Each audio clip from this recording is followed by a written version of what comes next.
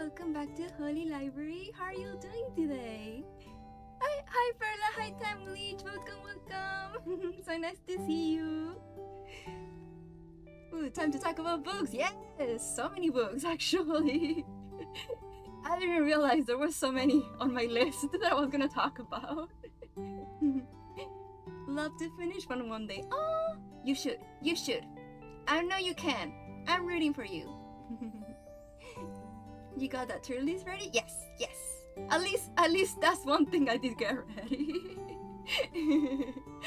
I underestimated how long it will take me to finish stuff. I probably should have done that days before, but I was so focused trying to read as much as I could before the stream. So I was like, it's fine, I can just finish everything before the stream. Like, I have all day anyway, and nope. I didn't even finish my notes. I'm just gonna wing it for the rest of the stream. Yes, every time with ADHD, I need to stop underestimating how long it will take me to do things. Oh, hi, Clover! Thank you so much for lurking! Book time, yes! Oh, but first, how was yours Christmas? You had a really nice time? Surprisingly, I didn't get books for Christmas. Well, I did get books for myself for Christmas, which I'm really excited to read next year. And I've been eating so much. I feel stuffed. I've been feeling stuffed for days. Too much food. Yay, procrastination! Yes! Always. I got another anthology book. Oh, really? It probably finished in 2 years though.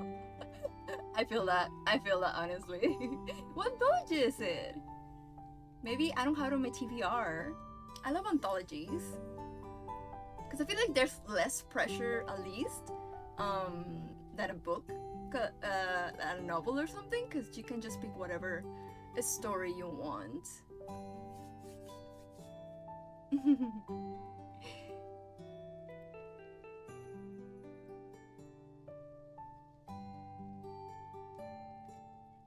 Oh, the ad break, I just noticed that. Oops, hopefully you saw me. You heard me somehow.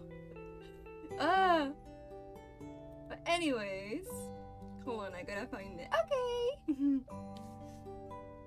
Oh my gosh, I was planning to make a TikTok video of all the books that I bought for myself for Christmas, but I ended up finding out I don't know how to record videos in a way that looks nice. It looks so awful. So I have to figure out another way to do that, or maybe instead I'll just take pictures and show you all in a video or something. How do booktokers do that? How? I need to learn. But yes, I got so much books to talk about, surprisingly. I think mainly manga. I ended up going through like 50 volumes worth of manga for the past week. Cause honestly, manga and graphic novels really help when I'm dealing with a reading slump, because obviously with normal books, it does, it can get a bit hard sometimes, so manga, I feel like it's a lot easier to get into. So yeah, I ended up breathing through so much manga. So yeah, that's something I'm gonna be talking about. And also when I was saving everything from the tier list, I realized I have read a lot of manga this year compared to previous years, it's pretty nice actually. I need to get more Juri. More Juri in my TBR to read. Okay.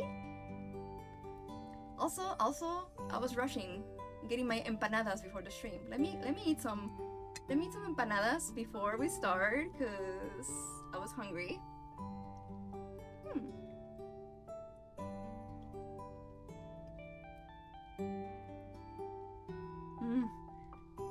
love empanadas.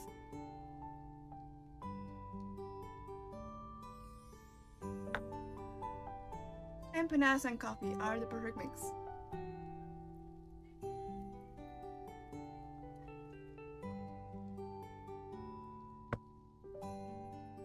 Okay.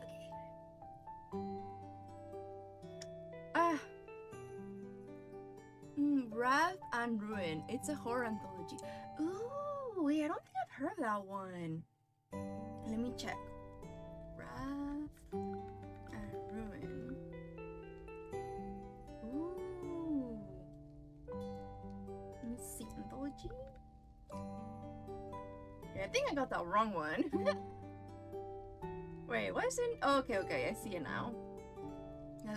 Google was showing me a similar book, but that sounded more like a romance. I was like, wait, I don't think that's what that one said.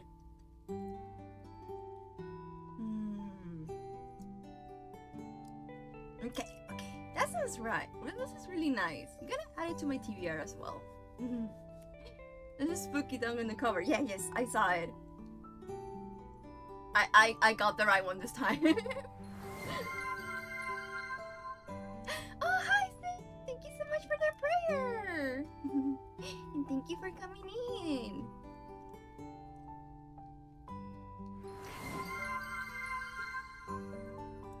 I'm about to start talking about the books. I was just eating my empanada and chatting about Christmas. But yeah, I hope y'all had a really nice Christmas. Just being so busy with the holidays and stuff. That's why I wasn't able to also work on what I needed for the stream, but it's okay. I mean, my previous wrap-up streams, I never had notes, so yeah. I think I can manage. Okay. So, let's go to the other screen.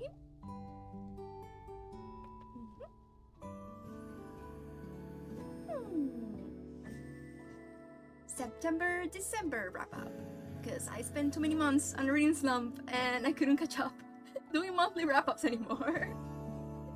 So yeah, this is gonna be a little bit long than anticipated. But it's okay. Okay, let's start. Next one. Okay. So, one of the first books that I read on, well, more like I finished on September, because I'm pretty sure I started this on August. It's a non-fiction book called Accountable, the true story of a racist social media account and the teenagers whose lives it changed. Well, basically, as the title says, it's a story about a high school student that started a secret Instagram account where he was posting racist memes about his black classmates and the fallout that happens when the victims end up finding this account and knowing it was from him. I read this as an audiobook, so honestly it was a little bit hard for me to follow, because this one goes into a lot of perspectives of all the different people involved in this incident, both the kid who started it, the other kids that were also not directly involved but also following the account, obviously the victims and other people involved. Honestly, I feel like I should have read this as an ebook instead, because all the different people was making it a bit hard for me to remember everyone and hard to follow. But at least it was still good in everything that you're able to learn through this book. Let me see. Because you at least, I think definitely the parts that I think were the best were the parts from the POV of the victims, because you end up learning about how this whole situation affected their mental health during and after and of course how the anti-black racism affects their lives, and especially in the time of social media. You also get, like I said, you also get the perspective of the culprit, um, who is an Asian American boy who basically starts this account. You know how unfortunately teenagers are with their ecchi humor, and also some of the kids who were also involved were both, I think some of them were Latino and white. So I think this book is mostly centered about anti-black racism, especially misogynoir. I think that's how you pronounce it, right? Misogynoir, which is the kind of misogyny black women face, because the main victims on this were black girls. And I think the author does a really good job in like teaching you all these different terms, because this book is mainly aimed at young adults. So I think it's like a very good like starting point for people who are not aware of how all these different things affect people in our society. I also think it was really good seeing how the culprit, how he ended up obviously reflecting on his actions and seeing the harm that he had caused to these girls, or people in general, because one of the people that he made memes of was his a coach of I think it was like a basketball team, who was also black. So at least we do get to see him being regretful and trying to be accountable about his actions. So I think like overall it was a very great book, but yeah, like I said, it does get a little bit confusing at times, especially because it does go, I think it was a lot longer than it should have been. Originally, this was an article that the writer wrote, so she just expanded it into a book. So I do feel like there was some stuff she could have shortened to get her point across. But overall, yeah, it was really good. Okay, the next one. It's actually also by the same author, which is the first book that I knew about her before I read the other one. It's called The 15-7 Boss. It's also a non-fiction book for young adults. It's an illustrated story about two kids, Sasha, a white non-binary teen, and Richard, a black boy, who both share the 57th bus, and an incident that ended up changing their lives. Because when one day, when Sasha was sleeping on the bus, Sasha was sleeping on the bus. Richard, he set their skirt on fire as a prank, and obviously things went very wrong. After that, Richard initially thought Sasha would wake up and put away the fire, but unfortunately the fire caught really fast and ended up burning Sasha's legs. They ended up getting third-degree burns, and this whole situation got really got a lot of attention because it's happening, I think, in California, and Richard ended up getting hate crime charges over this. Obviously, at first glance, it does seem like a clear-cut case about transphobia, but you end up learning a lot throughout the book, how it was a lot more complicated than that, which is something that I really appreciated. So this also, you can also get this story as an article. Obviously, the book expands a lot more on the whole story. You get a lot more about the different perspectives of both Sasha, Richard, and the other people involved, like the parents, the teachers, and stuff. Also, the people who were on the bus, the person who helped Sasha put out the fire. You get to see how do I explain this?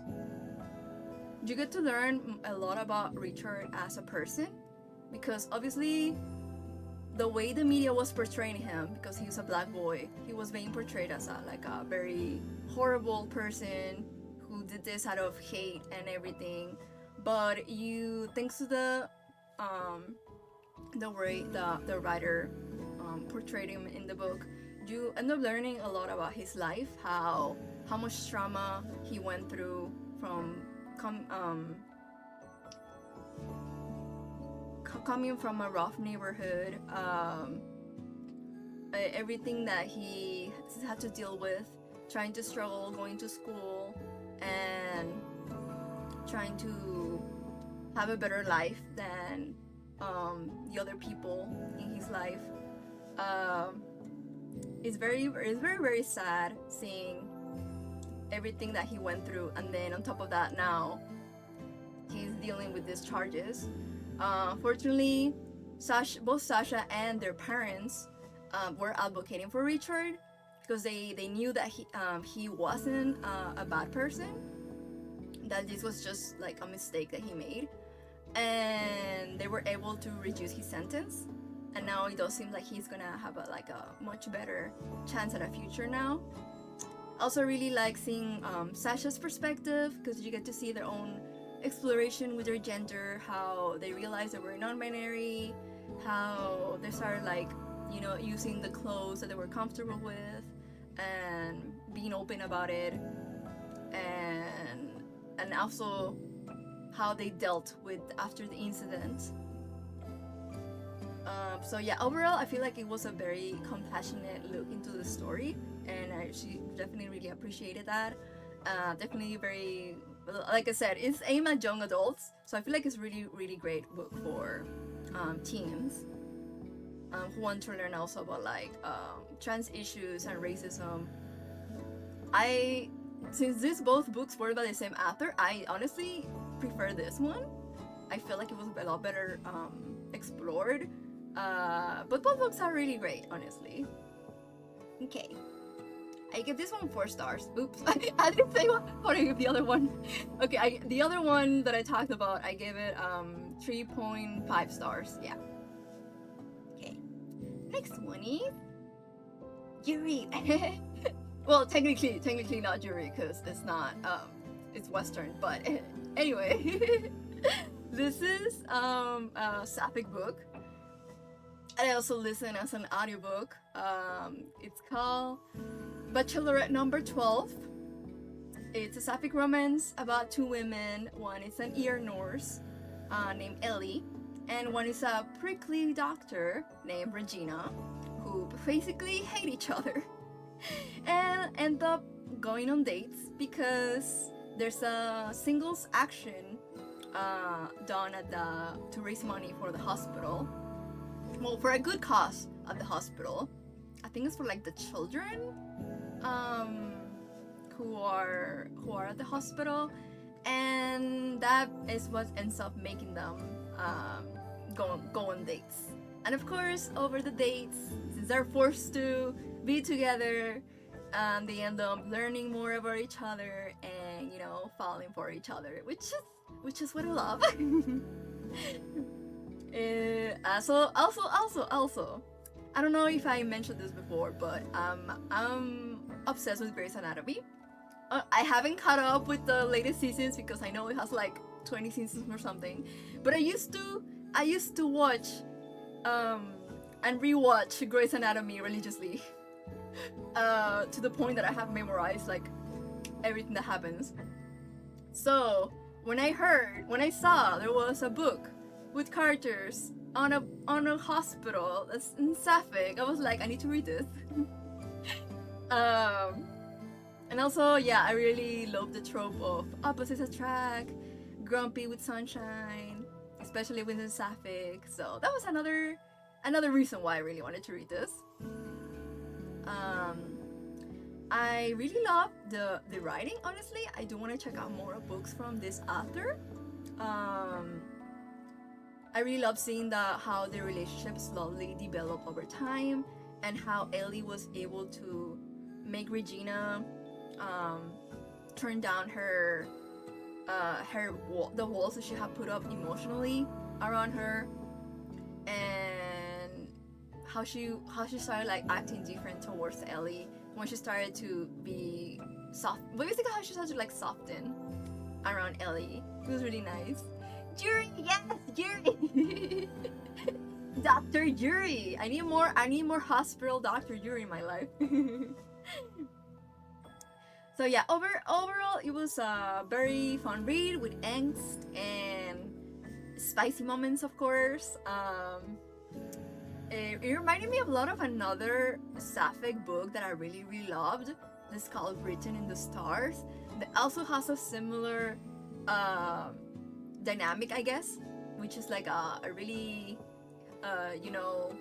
extroverted character and a really more grumpy introvert one, and fake dating. So I feel like I just really gravitate towards this type of stories, especially when it's sapphic. So yeah, I get this one 4 stars. I really liked it. Okay. Oh my god, I'm running out of my notes. Like I said, I didn't write notes for everything, so the other ones I'm gonna have to remember as much as I can. Next time I need to actually write notes while I'm reading something instead of doing everything at the last minute, because I just do things bad for myself. Okay, next one. Nah, just vibe.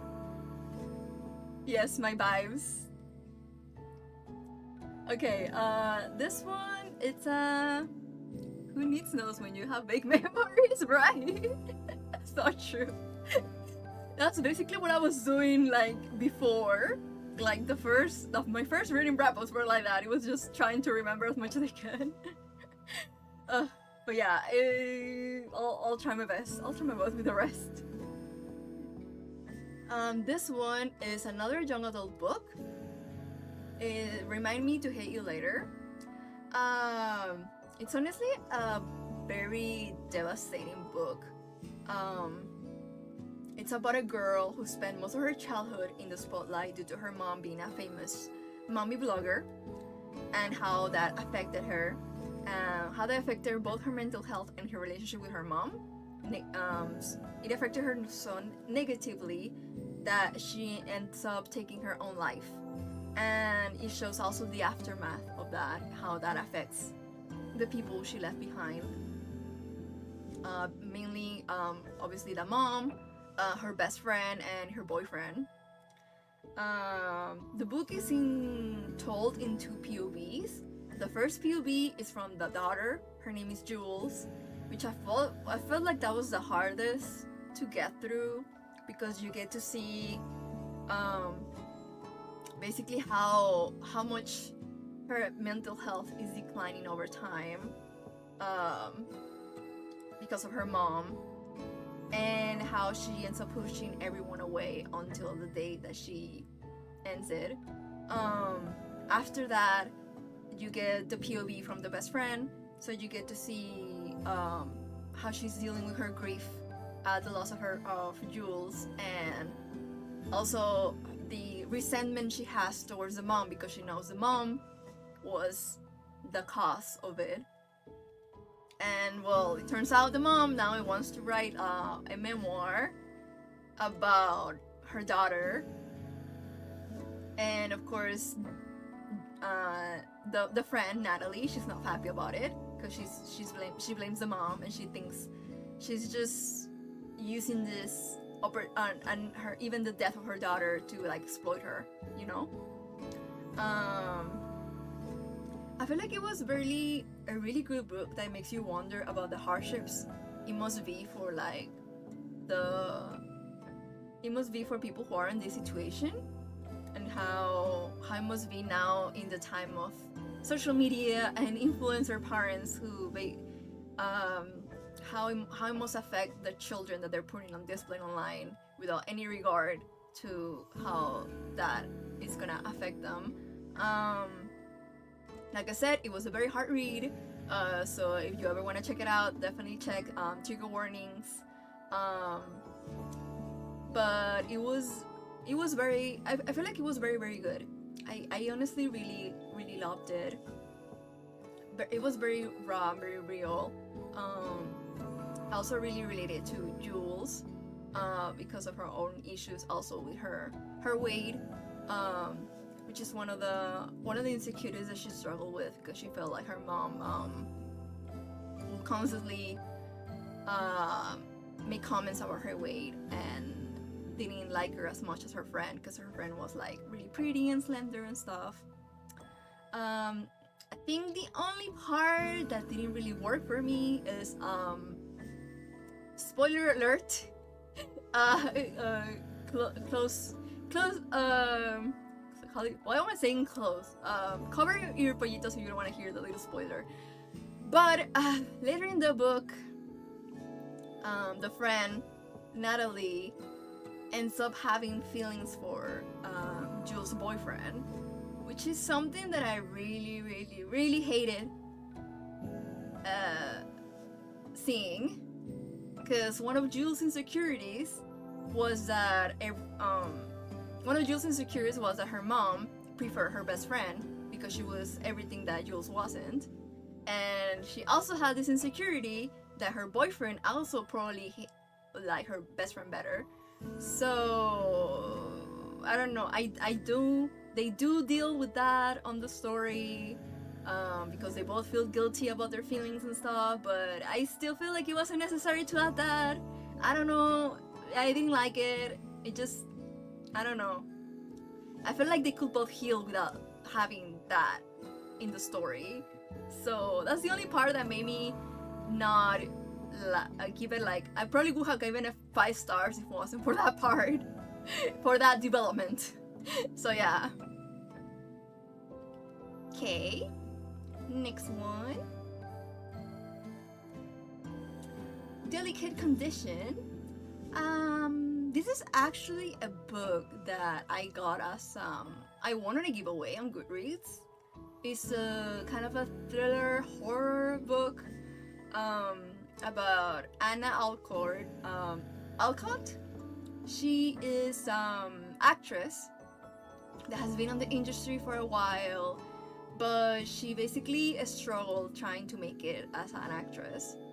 And then when she finally gets like a very important role, finally hits it off, she wants to be able to get pregnant because now she's married and she wants to get pregnant, but she's struggling a lot,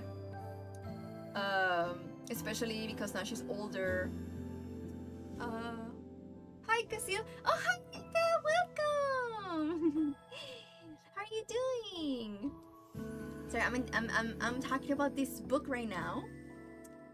A lot of books. Wait, what? Oh wow, I'm on page 6 of 28. Wow, that's gonna be a lot of books I'm gonna get through. But yeah, like I was saying, she desperately wants to get pregnant, but she's struggling a lot with her infertility issues. So she goes to this clinic,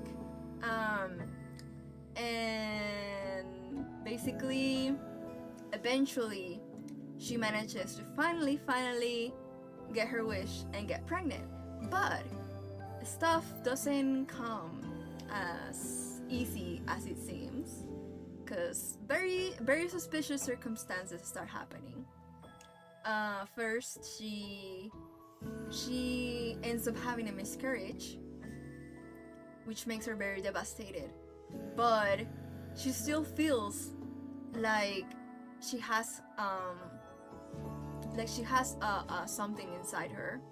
So, but everyone, the doctor, her husband, her friends, everyone tells her that she lost a baby, but she's convinced that she hasn't, or has she?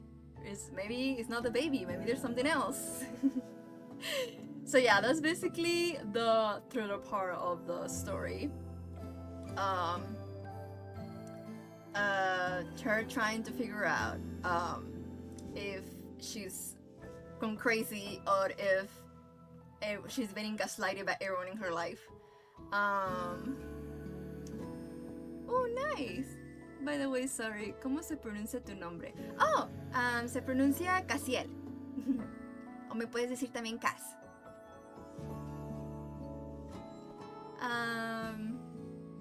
So yeah, it's basically how to explain this?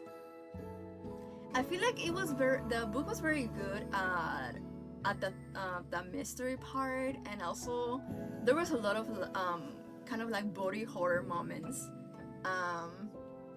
showing about the baby. But it really made you want to like figure out exactly what was going on. So many suspicious stuff happening, of course. Really making you wonder if she was, if what was real and what was not. Basically, well, but it actually, I think it says on the cover, but this is basically like a reimagined version of Rosemary's Baby. I think I never watched that movie, but I know it has like a similar premise. But well, they describe it more like a feminist version of Rosemary's Baby, which I agree because of the ending. I did enjoy the book overall, but definitely I don't know. I do have this issue with a lot of horror and thriller books, honestly, that I just get very disappointed once you finally get the reveal, the big reveal. And this is one of the issues that I have with this book. I do understand the direction they were going for with the reveal, but I didn't like it. I didn't like it. It just made me feel like, seriously, that was it. Yeah. That's why I decided I was gonna give it 4 stars, but I give it more like a 3.5. I kind of was gonna give it lower stars, but I felt bad because I do think like it's a good book. It was just not the book for me because of the ending. So yeah, I give it like 3.5 stars. Oh, also, I don't know if y'all ever watch American Horror History, but apparently one of the seasons is based on this book. Although apparently it's not like a very, what's it called, direct adaptation. They just have some changes. I never watched it, but I'm planning to, just to see the differences. But yeah. Perfect. Thank you. You're welcome. No ads. Oh, I'm sorry. Wait, the ads already finished? Oops. Why do the ads do this? Ads. I'm watching a stream reviewing books about gay love and racism. I don't want to join the Marines. Exactly. Who wants to join the Marines? No one. Hello there. You look very cozy today. Oh, welcome. Yes, very, very cozy for Christmas time. Well, even though Christmas is already over. What are you doing? Oh yeah, cozy time. I was actually gonna be wearing my last my Christmas coat, but I was like, nah. Talking about books, it's a call for cozy time. So, my little blankie for that. Christmas soon to be New Year's cozy. I love it. Yes. Oh, I still wanted to keep the Christmas spirit though. Maybe I should have put like New Year's stuff, but nah, I prefer Christmas. Okay, next book. So after reading the other one, I was still in the mood for like thriller horror stuff. So I decided to read this one that I have on my bookshelves for a while. Dark Places is by the same author who wrote Gone Girl, which is probably the most famous book by this author, which I haven't read yet, but I'm planning to at some point. But yeah, Dark Places is basically about Livy Day. When she was 7 years old, her whole family was murdered by her brother, and she was the only survivor. And now, years more, how many years? Yeah, 20 years later, she's now living a very lonely life. she's basically become like a very wretched person. Because of everything that happened to her, because of her trauma and her brother, and she was the one who put her brother in jail because she was basically the only witness. But now she's running out of money because she basically was living off all the money and stuff she got from kind of exploiting her tragedy. And the way she's trying to get more money is she finds out about this group of people called the Kill Club, who, you know, like true crime diehards who love investigating crimes. And the people in this club are convinced that her brother was actually not, he was innocent. So they contact her and promise to give her money if she manages to help them get evidence for that. So that's why she decides to join that, basically for the money. But along the way, she ends up learning a lot of stuff. And, well, obviously the real truth about that night. Honestly, Gillian Flynn is what? Of course, as soon as I see my bald head, I know who's here. Hi, Lucy. Oh, you misspelled bomb.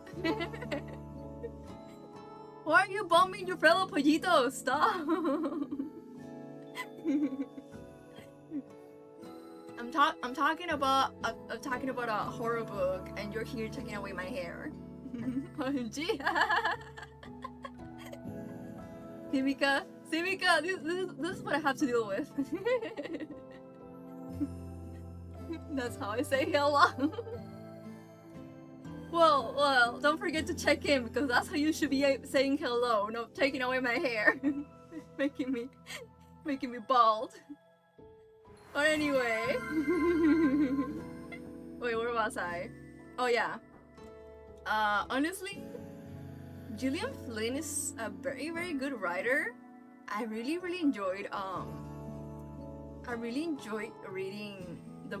Honestly, I don't know, the way she writes kind of reminds me of Stephen King in the way that it's really engrossing. Especially because from the perspective of Libby. Well, most of the chapters are from the perspective of Libby, but you also get chapters from other people who are involved in the case, like her mom. So you get like little flashbacks of the past as well. And that's how you slowly start unraveling what truly happened that night. So I think she does a really good job at keeping you hooked and trying to find out exactly what happened. And all the little clues that she leaves along the way.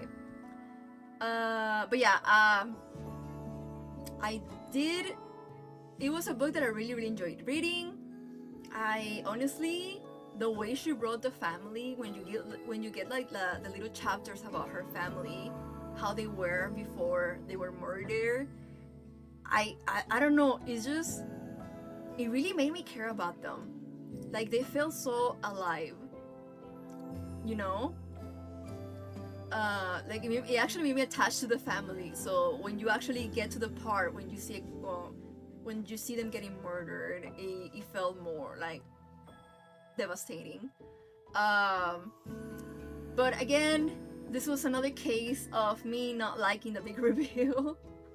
I mean, I was okay. I think the big reveal was okay, but I don't know, there was still some things that I just didn't really. Even though I really enjoyed the book and I definitely read it in like a couple days because I just wanted to know what happened, there was still some stuff that I just didn't really like. But I definitely do recommend this book, and I definitely want to check out her other more famous books, Gone Girl and Sharp Objects, sometime. Since I watched the adaptations of those, so I know I'm gonna like them. But I do want to read. I want to see how she wrote them. It's cute somehow.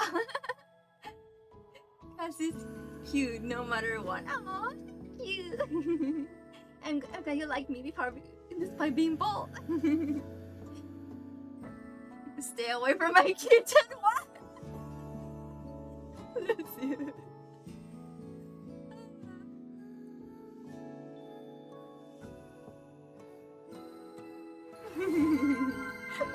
Why? Well, this is it's just trying to make people not like me because of my bald head. Well, you're failing. Okay, next one.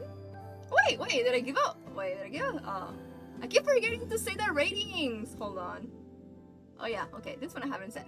This one I give 3 stars. Okay, this one.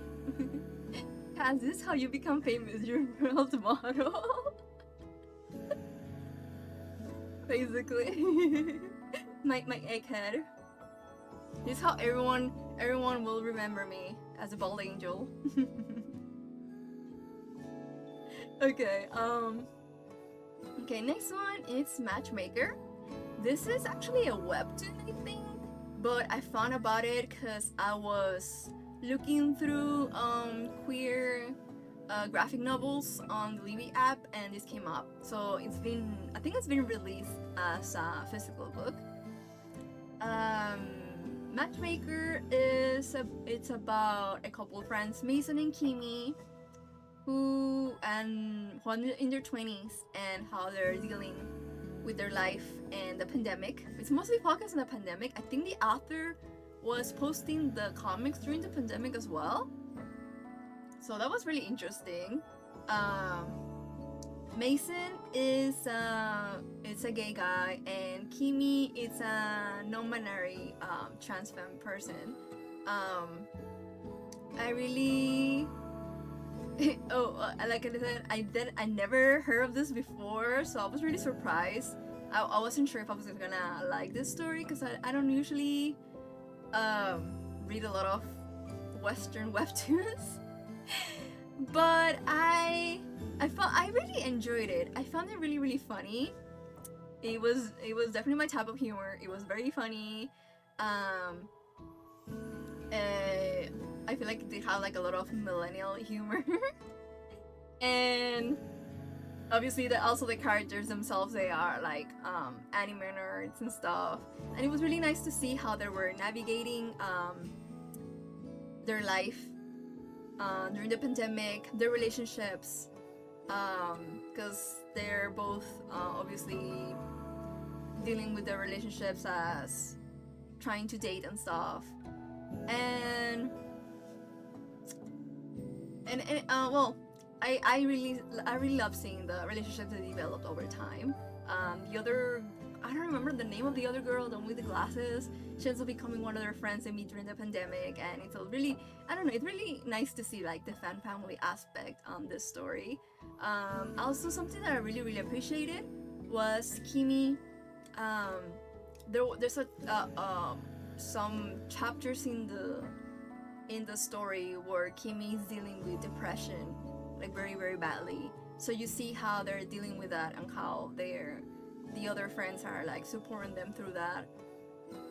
And I also thought it was a really nice depiction of that. And of course also showing Kimi's struggles as a non-binary trans femme person. So it was really great. I really recommend it if you're looking for something like really fun, like because like I said, it's very funny. I kind of want to reread it sometime because it's just, I don't know, I really enjoy the way everything will happen in the story. It was just really funny. Okay, I give this one 4 stars. Yeah. Also, I think I read through this like in a day, so it's not really like super long. Okay, next one. This is a young adult book called The Spirit vs. Teeth. It's by the author of one of my favorite books, which I keep forgetting the name of. Which is funny because it's one of my favorites. Why do I keep forgetting the name of one of my favorite books? I don't know. That's how short-term my memory is. But yeah, this book is how to explain this? This is what happens when I don't have my notes. This book is set on I think it's during the Victorian era. It's about Silas Bell. He's a trans boy who has an ability. He was born with violet eyes, which means that he has the power to interact with the dead. Hell, follow with us? Yes, that one, Perla. Thank you. I don't know why I always forget the name of that one. But yeah, that's the first book from that author, which I really loved, and this is his sophomore book, and I really love the covers of both. But yeah, Silas is basically someone who can interact with. I love the covers, right? They're so pretty. And I also love that it has like little gold touches. Well, this one has. I don't remember the other one does. I have to go, Cassiel, but it was nice to see you. Bye. Okay, Mika, thank you so much for stopping by. Bye bye.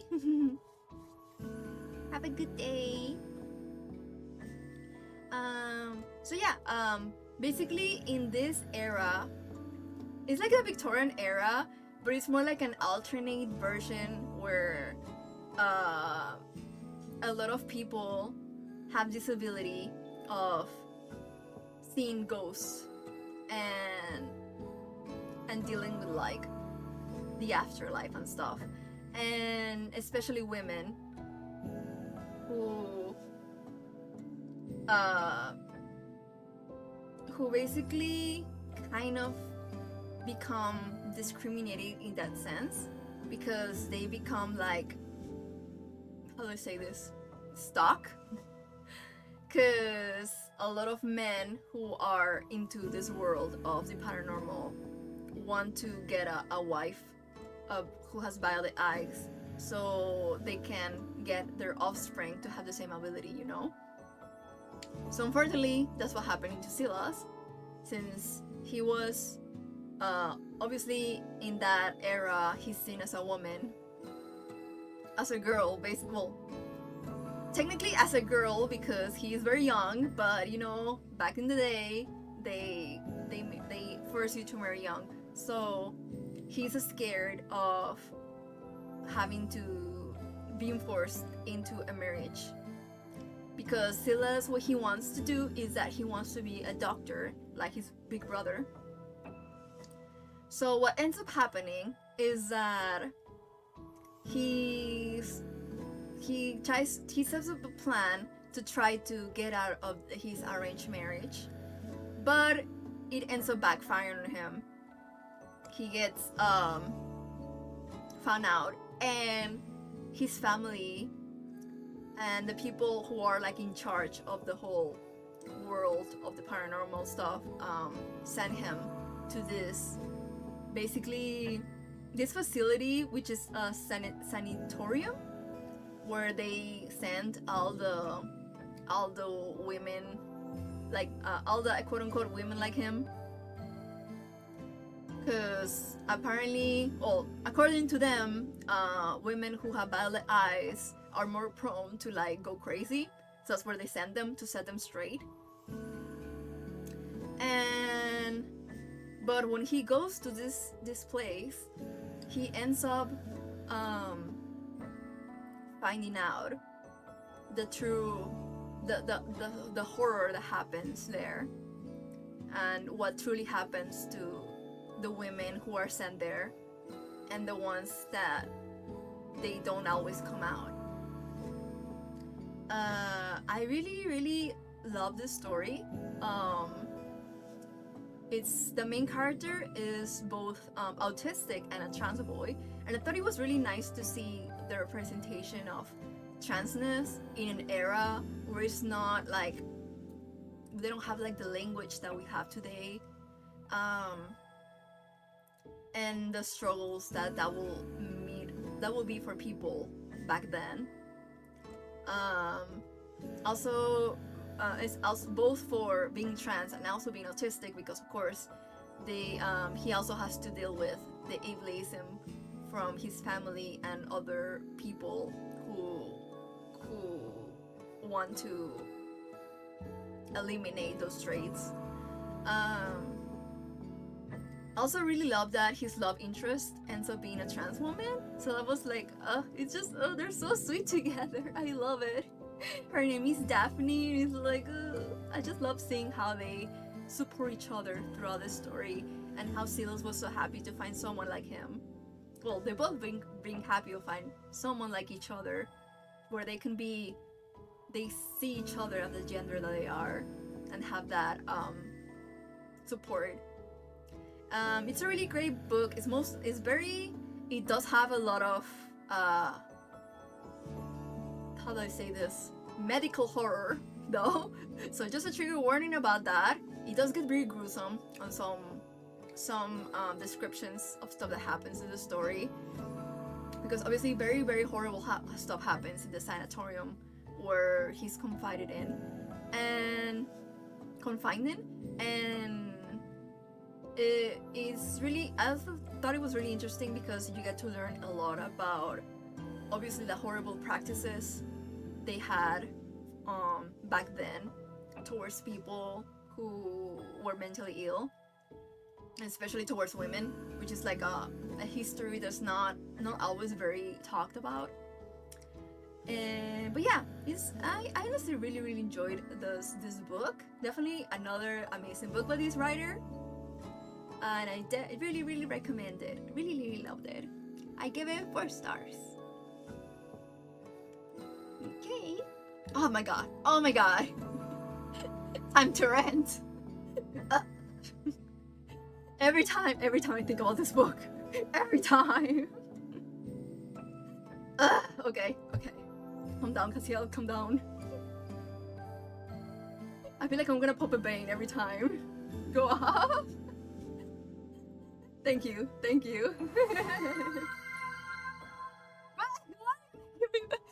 Oh, molding that. Yes, molding, angry. Wait, I do have like a. Don't I have like an angry toggle? Where's my angry toggle? I'm trying to remember where it is. No, that's not my. Where's my angry toggle? No. Wait, what? That's not. No. Was it this one? Yes. That one.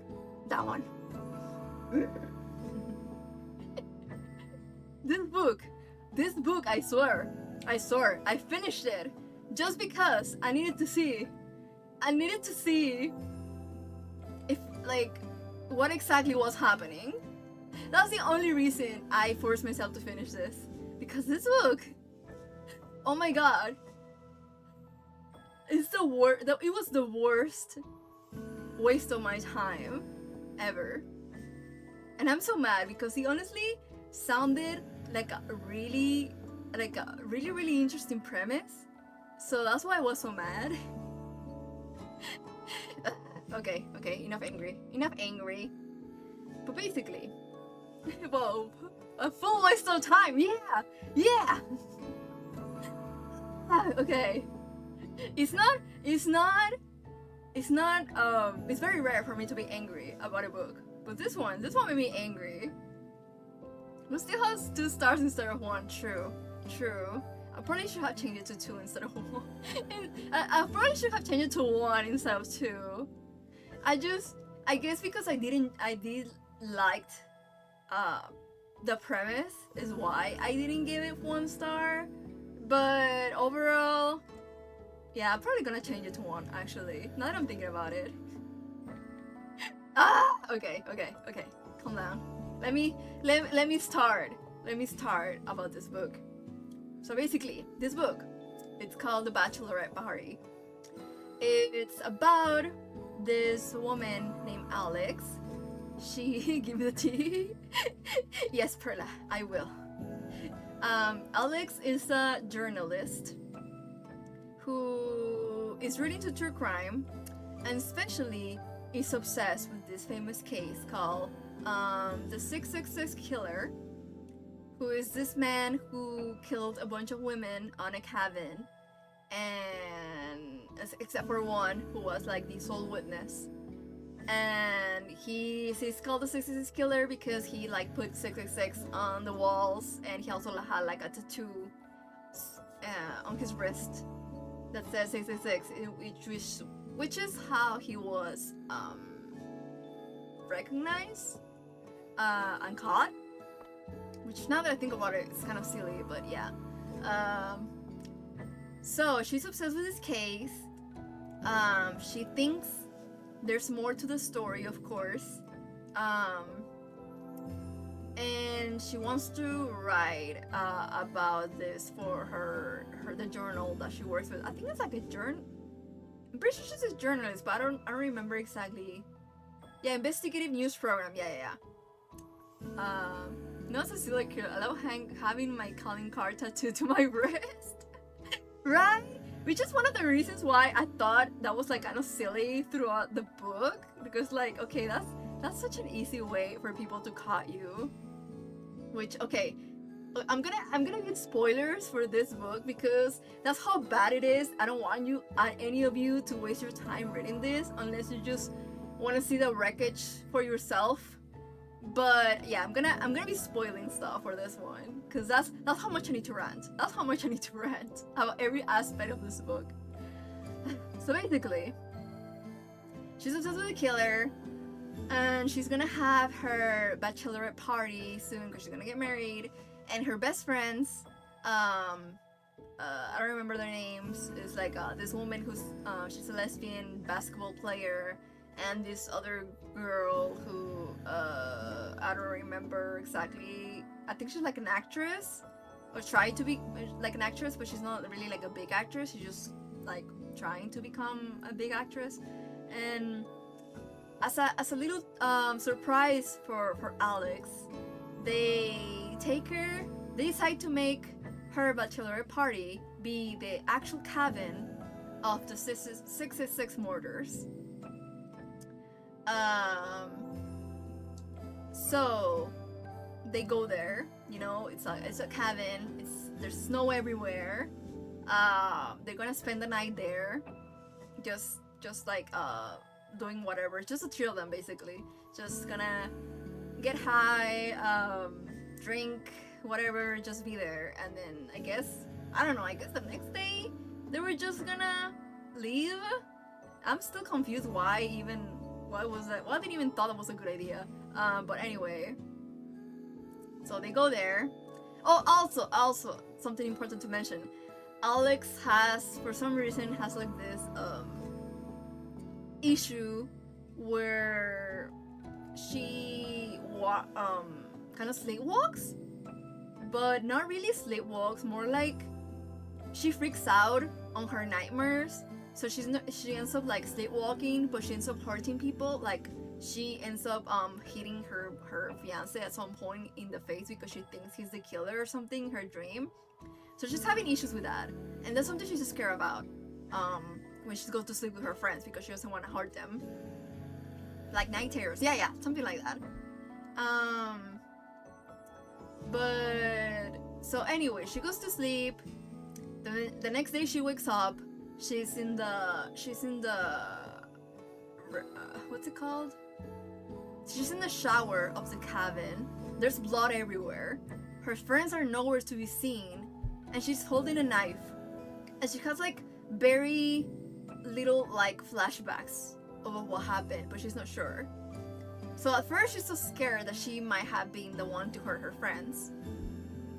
But then so the rest of the book basically is her trying to find out where her friends are, because she's alone in this cabin in the middle where there's so much snow, in the middle of nowhere, you know. And so during the whole book it's like trying to make you think, oh, either the killer came back, even though it doesn't make any sense because he's supposed to be in jail, or she actually might have been the one who killed her friends because of her night terrors. So the whole time during the rest of the book, she's like going places, trying to find out what happened to her friends because she's worried about them, and there's a pool of blood everywhere and she doesn't know. She needs to find them, and a lot of stuff happens. She tries to get help from this farmhouse that's nearby. This was actually the people who own the cabin. And in the farmhouse, oh, let me guess, it was a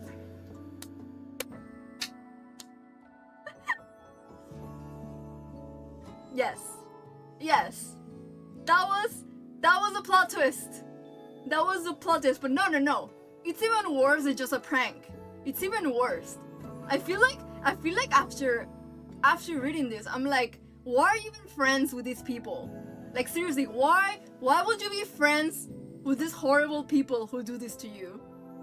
So like I said, the whole rest of the book, you get like the perspective of Alex trying to find Calder. Yeah. I also was thinking that, but in my mind I was like, nah, that can't be it, right? That can't be it. And then when it happened, I was like, seriously. So yeah, like I said, you get like different perspectives on the book. You get like the present, which is Alex trying to go to different places around, trying to find her friends, trying to find help, because I think she can also call. There's no signal or anything, so she also can call people. And then there's also chapters where you see like months before when she was trying to investigate about the murders, because she does end up having her boss lets her write an article for the anniversary of the 66 killer. So she decides to get in contact with the killer who's in jail, and the killer keeps, this whole time he has been saying he's innocent. They got the wrong guy, and she doesn't really believe him, but she's trying to like talk to him, get more details and stuff, you know. And then you also, I think the parts that I actually kind of liked were the parts where it's like this true crime podcast of two people also like talking about the case. So you get like little different stuff like that. So you get like all these different perspectives, you know. Then the stuff leading up to the present, and yeah, all that. And you get like, well, she's just trying to investigate what happened with the murders, and you stop like wondering, maybe he actually wasn't a murderer. Maybe he's telling the truth and stuff. So you start wondering, maybe the actual killer is on the loose. He's the one who kidnapped her friends and stuff. And then he goes to this farmhouse nearby with this old lady whose son was kind of involved with one of the victims of the original murder. But the old lady is kind of like, I guess crazy. So when Alex goes there to get help, the lady kind of like doesn't let her, because she's suspecting she wants to go after her son or something. I don't know. And yeah, a lot of stuff happens with that. And then also she finds this guy in the middle of the road,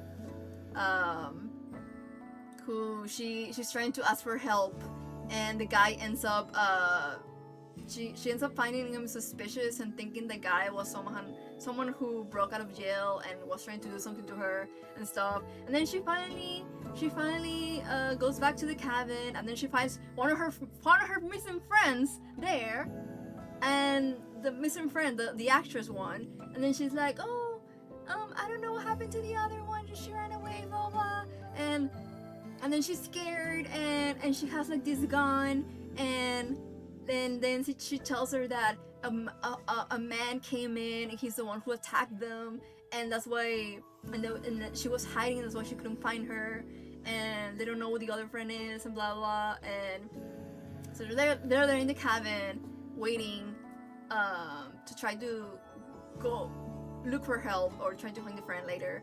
And then someone's trying to get in the cabin, which they think might be the sexist killer or whatever. And the friend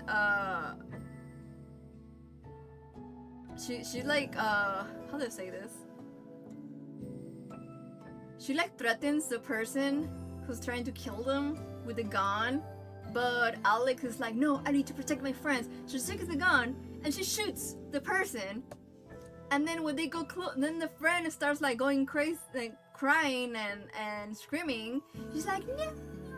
And she's like, why are you like? She's like, don't worry. We're safe. I killed him. She's like, no, you shouldn't have done that. And then they go, and apparently the person who was like trying to tag them was the other friend, dressed up as the killer because they were trying to like make a little prank, you know, for a bachelorette party. And then they used the real gun. Yeah. Okay, wait. It's not over yet. Whoa. Yes. So she killed her real friend. Basically, but it's not over yet. Like, okay, hold on. So the Alex is like obviously breaking down because she's like, why would you all do this? I thought we were in danger. I thought something happened, blah blah blah. And she's like, you weren't supposed to get the gun and stuff. So now the friend is dead, and then she's like, what are we gonna do? She's like, well, I guess we're gonna have to bury her in the woods. So now the other friend was like freaking out and stuff, and then okay, I guess we're gonna do that. And then they're like picking her up. The other friend is crying her eyes out because they killed her friend, and they're gonna move the body, and then she starts moving. She starts moving. Excuse me. Is this going to be a prank too? Yes. The gun was I mean, it was a real gun, but I think the bullets weren't actual bullets. It was like fake blood, you know? So yeah, not only was the prank that, it was like a double prank. She even pretended that she killed her friend. Basically, like, how would you do this? How would you do this to your friend? Like, honestly, if that was me, I would have just like cut them out of my life. Like, why would you do this? That is so many levels of, excuse my language, effed up. That's so funny. Yeah. It made me so angry. You made me so angry. So I don't remember. I think the main character Alex was just like, oh, that's messed up, blah blah blah. But in the end, she was just happy because the friend wasn't actually dead.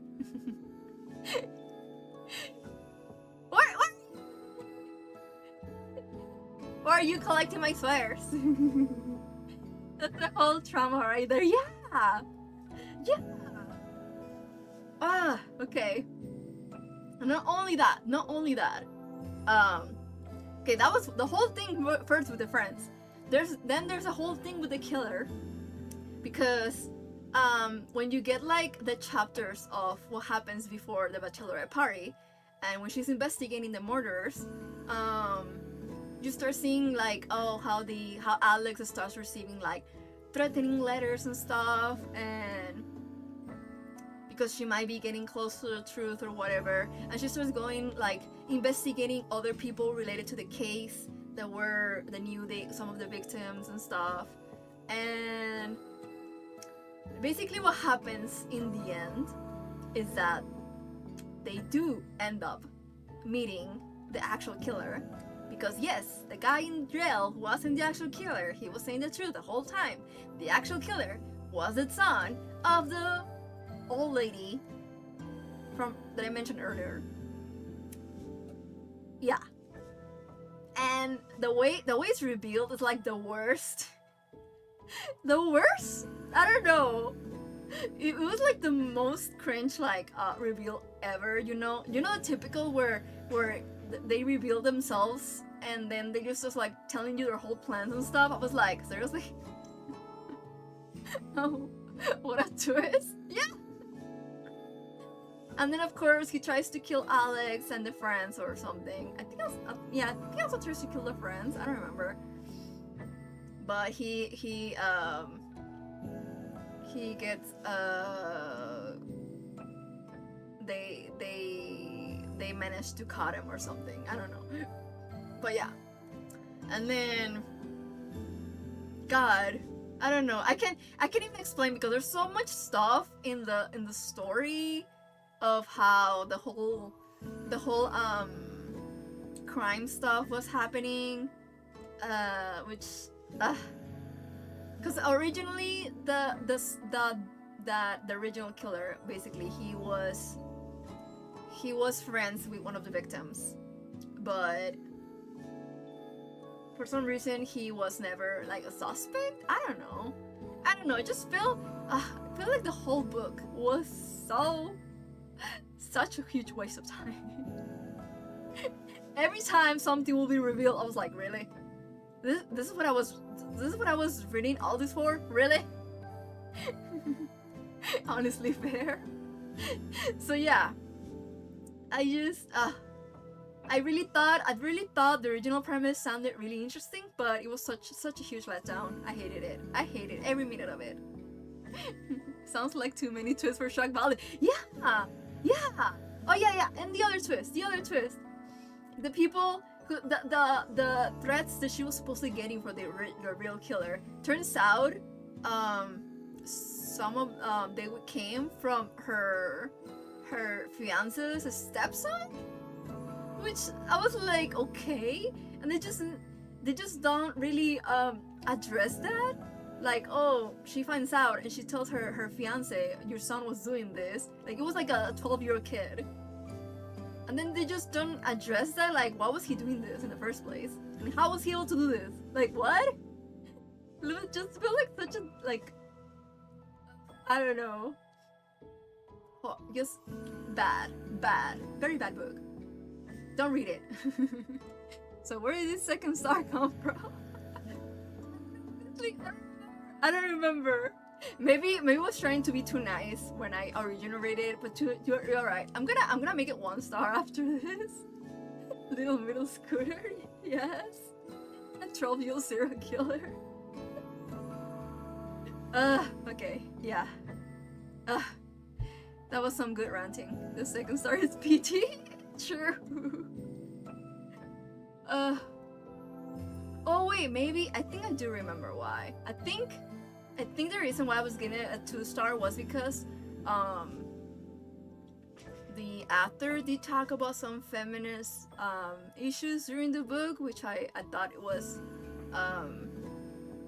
good, but overall it was just very bad book, very badly written book. I hated it.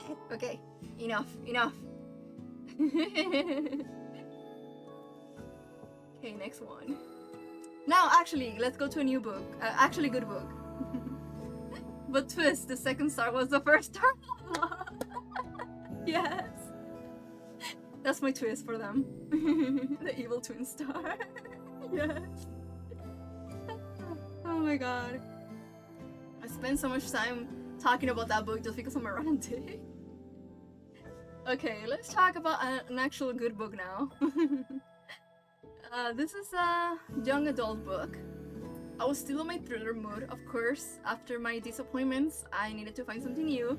And I'm actually very pleasantly surprised about this one.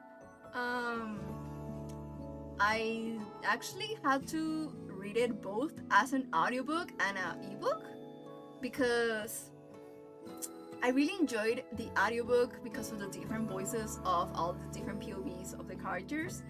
But because this book has a lot of to do with social media, like they show you a lot of like different social media posts and comments and stuff, it did make it a bit hard to follow. So the ebook came in handy to see like how it actually looks visually and to follow along. So I feel like both, but like doing both at the same time was like a very good option for me. Oh yeah, it's called Live Your Best Life. It's a book about this social media influencer called Summer Cartwright. Cartwright? I think you pronounce it Cartwright. She's 16-year old. She's like super famous Instagram influencer, where she talks about her life, you know, and her perfectly imperfect life, basically. And like it says, she's truly #living her best life. And but of course, things aren't as rosy as she makes it seem. Even though some of her brand is like also showing her insecurities and the stuff she struggles with, even that is kind of like a little bit of embellished, you know? She doesn't actually show like everything that's going on, of course. So what basically happens is that during Halloween night, where she's having this really big party that apparently she does like every year, and she has like a lot of like other influencer people at her house and stuff. Some time along the night, something gets posted on Summer's account, a very ominous message, basically claiming that she's gonna be dead in the next 5 minutes. And when all her friends look for her, they find her in the bathroom, dead, and with like stuff written all over her face. I think it says like fake or something. And basically the rest of the book is other people in her life trying to figure out what happened to her and who's the culprit, because obviously there's like a lot of suspects on this. You also do get like some POV chapters from Summer herself, so you get to know her as a person. But most of the POVs are obviously her best friend who was there at the party, her ex-boyfriend who she invited, and she had like a very big breakup some weeks before. This other girl who they kind of not really friendship, but she also has something Summer was like exploiting. And another girl, I don't remember her name, who basically was like kind of a stalkerish and very obsessed with Summer because she wanted to become Summer and be famous influencer like her. Happened to my buddy Eric. What?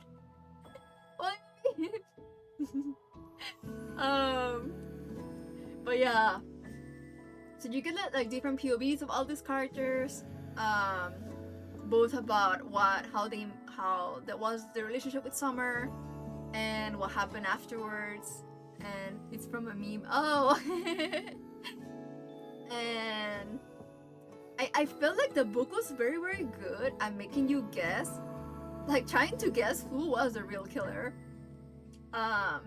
It definitely, for some time I thought I knew who it was, but it's this one, unlike the other book, even though this is for young adults, this one actually made you give you like this one actually had a good twist and like kept you guessing between like the different characters when you go to the different POVs and be like, oh, maybe it's this one, no, maybe it's this one. I also really liked seeing how their relationships were with Summer. So you get to see like all these different facets of Summer. Like, of course, she wasn't exactly the person she presented herself online. She could be like a very, very good friend, but also a very manipulative friend towards her best friend. Very controlling as well towards her ex-boyfriend. Obviously was very good at exploiting people for getting what she wants, and also of course she will get revenge. She was basically like a very very very toxic person, but you also get to like see the human part. Like obviously she was dealing with her own stuff with her family, and I honestly really really ended up liking Summer despite all her flaws. And in the end, it made me really very sad that this will happen to her. Although of course I can see why it happened, but yeah. I did really really enjoy this book. Like I said, I do recommend the audiobook a lot, but if you're more of a visual person, definitely get more like the ebook one. But yeah, very very good. The characters felt really very real. The struggles felt very relatable, especially for teenagers. It does show you also about how it is being like a social media influencer. How different it is how you present yourself online versus how you actually are and the struggles you go with. And well, now I think about it, yeah. So also, other stuff that Summer did was also very, very bad. But of course, just because she did that doesn't mean she deserves death. But oh well. I'm a sympathetic victim. Yeah. It's really interesting. How showing that, because usually a lot of stories make you more like a perfect victim, So it's more interesting to get to see a victim that you think like, whoa, she kind of had it coming, but she also had her flaws. But you can like kind of see like the humanity in her. Do you find it relatable as a super famous streamer? Super famous streamer. But I do understand the struggles, of trying to be a content creator, because she, even though some of the stuff she did was also not good, well, kind of a spoiler, but not really, because I'm not telling you exactly how, but she does end up like stealing writing for her posts from other people and stuff. So it's like, like the pressures of being a content creator, how you have to like constantly come up with new stuff to try to stay relevant and stuff. So that's something like I could relate to as a content creator, of course. But yeah, I do really really really recommend that if you're looking for an actual good thriller. This one is actually very very good. Another book that I actually didn't enjoy. The next one though, which is funny because the next one is actually kind of a sequel to the other one. Oh wait, I forgot to tell you the rating. Yeah, I gave it 4 stars. Okay, the next one, it's Lie Until It's True. Is basically a sequel to the other one, but you can kind of read it as a standalone. Which is funny because this one I actually found before the other one, but when I found out it was a sequel, I decided to read the other one first. But this one, in comparison, it wasn't as good. It was very very big like town. Who wants to read good books when there's the Bachelorette Party? the worst Bachelorette Party. Yeah. That is not a good book. That is trash. Get it in the trash. Burn it.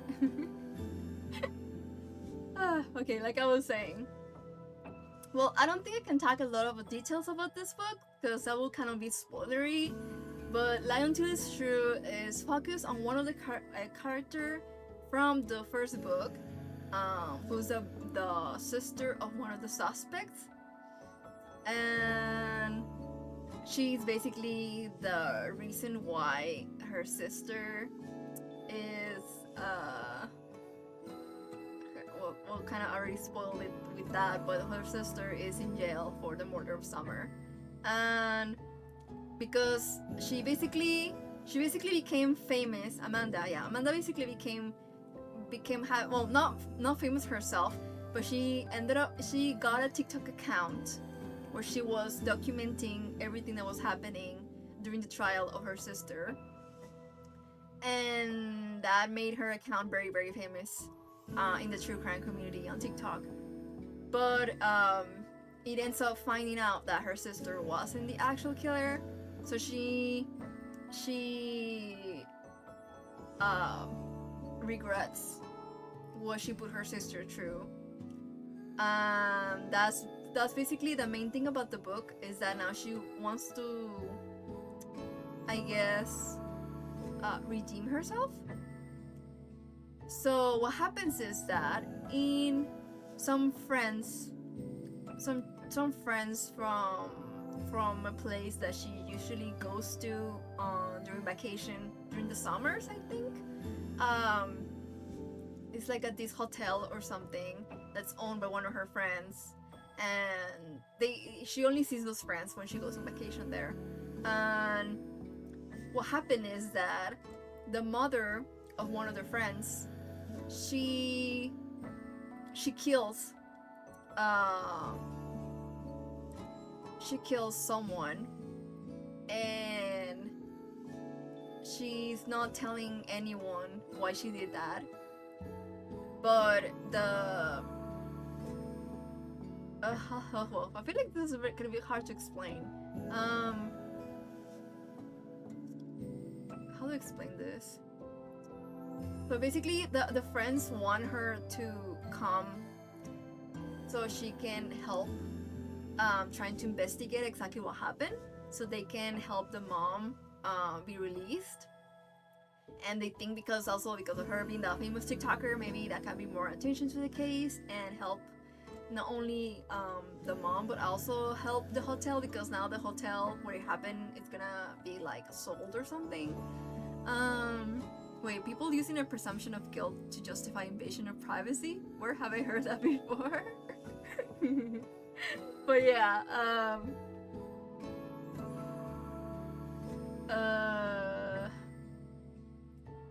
honestly, this one, I did have high expectations after the last book because I thought it was gonna be just as good, but I feel I don't know if maybe it was like a different. I mean, this one obviously was different because it wasn't like multiple POVs and stuff, and I don't know, the way it was written just didn't. It kind of bored me. And the story wasn't as engaging as the other one, even though there was still like mystery stuff that I was like, I really want to know what happens. But in the end, it was just a big letdown, honestly, in comparison. I guess I just had the other one. It made me have very high hopes, so I really thought it was gonna be just as good, but it wasn't. Nah. If you have to read one of these two books, I definitely will tell you to skip this one and just read the other one, because this one, nah. It's just, I even the main character, I just couldn't really care for her as much, honestly, in comparison with the other characters. So, and then also there was like some aspects where they tried to make it a little bit like supernatural, because there's like this ghost story about the hotel.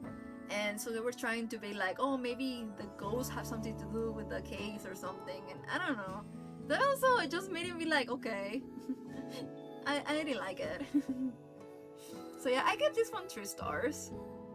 Not as bad as a Bachelorette Party, mind you. So I still, I mean, it wasn't super bad. It was just like, okay. That's my judgment.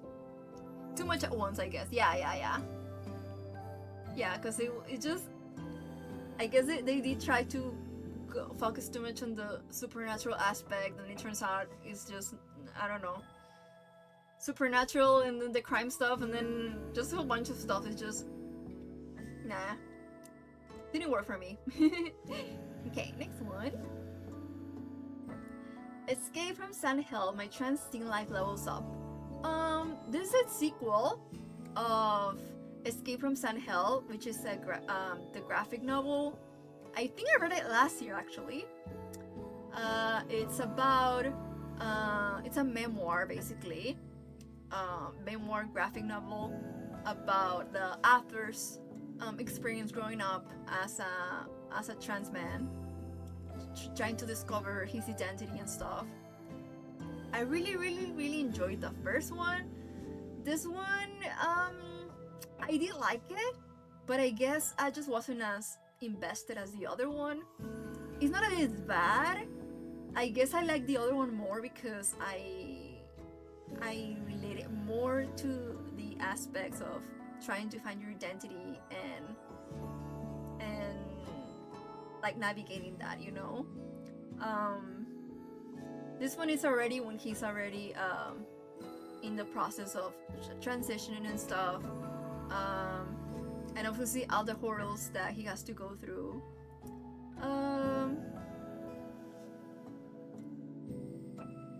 What else? What can I say?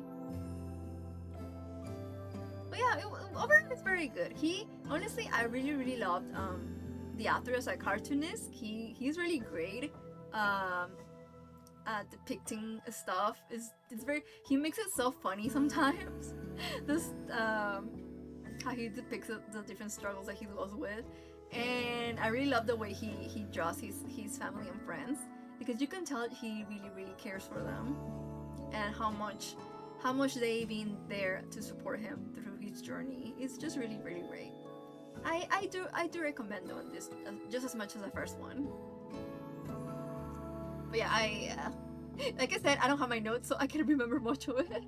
It's been so, I really felt like it's been so long since I read it. But yeah, I gave it 4 stars. Very good. Next one. Okay. This one is actually, I gotta say this one was actually also a letdown, to be honest. Even though I was so excited to read it. Such Lovely Skin. It's about, oh, not 3 stars, I know! I really wanted to like it more, I swear. I don't know if it was because it's the author's first debut. Although some I don't know. I know not all debuts are like kind of badly written, but I felt like this one, the way it was written, it just really wasn't for me, honestly. But yeah, Such Lovely Skin, it's about, what's her name? Biv. Biv is an Asian American girl. She's a famous Twitch streamer who loves streaming horror games. But then what happens is that I was interested in this one because of the cover, right? The cover was so amazing, and the story, that's why I feel like it was such a letdown, because I felt like it had such an interesting premise, but I feel like I don't know if it's the writing, it just wasn't executed well. Oh, Perla judging the book by its cover. Always, yes, always, honestly. I'm not better. I'm always judging book by its cover. It's the main reason why something piques my interest. But yeah, basically, Biv is like a famous horror Twitch streamer. And what happens is that because of her negligence, her little sister dies. But she covers up the fact that she's the cause of her sister's death. So everyone in her life thinks it was just an accident. And now she's living with that guilt. And she hasn't been streaming since then. But she still has it that she wants to be a streamer because that's the only thing she feels like she's good at. So when she decides to go back to streaming months after her sister's death, she gets this mysterious email of someone recommending her a free horror indie game, which she decides to check out. This horror game um has this like cloaked character who asks her to give him her deepest secret. She plays it before streaming it, so this part is not shown to people obviously, but she decides to basically confess on the game about what happened to her sister, and then that's basically what escalates everything that happens later. Well, more like triggers everything that happens later, because after that she starts being haunted by a doppelganger, someone who has her same face and who starts like streaming as her. Like sometimes it was shown that she was streaming, but it wasn't her streaming, it was someone that looked exactly like her and was doing stuff that she would never do, you know, like being provocative and stuff on stream, and or doing stuff to her family, saying stuff to her family, or doing different stuff to her friends that were harming them. So she finds out obviously that the game like thanking her gift subs, because she, for example, she dresses like a, you know, like a hoodie and a hat and stuff during streams, but then doppelganger would like dress more provocatively, you know. And yeah, so basically she's being haunted by this doppelganger and she doesn't know what to do.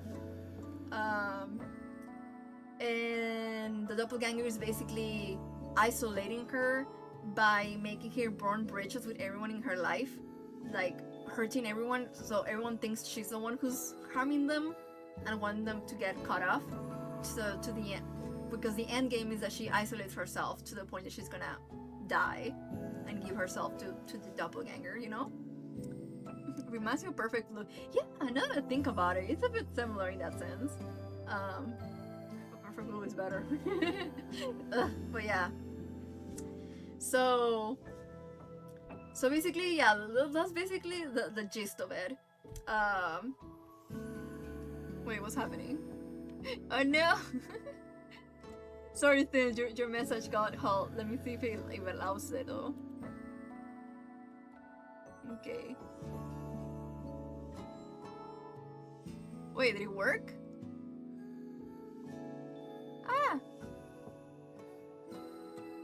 Wait, did the message work? I don't know if I can see it.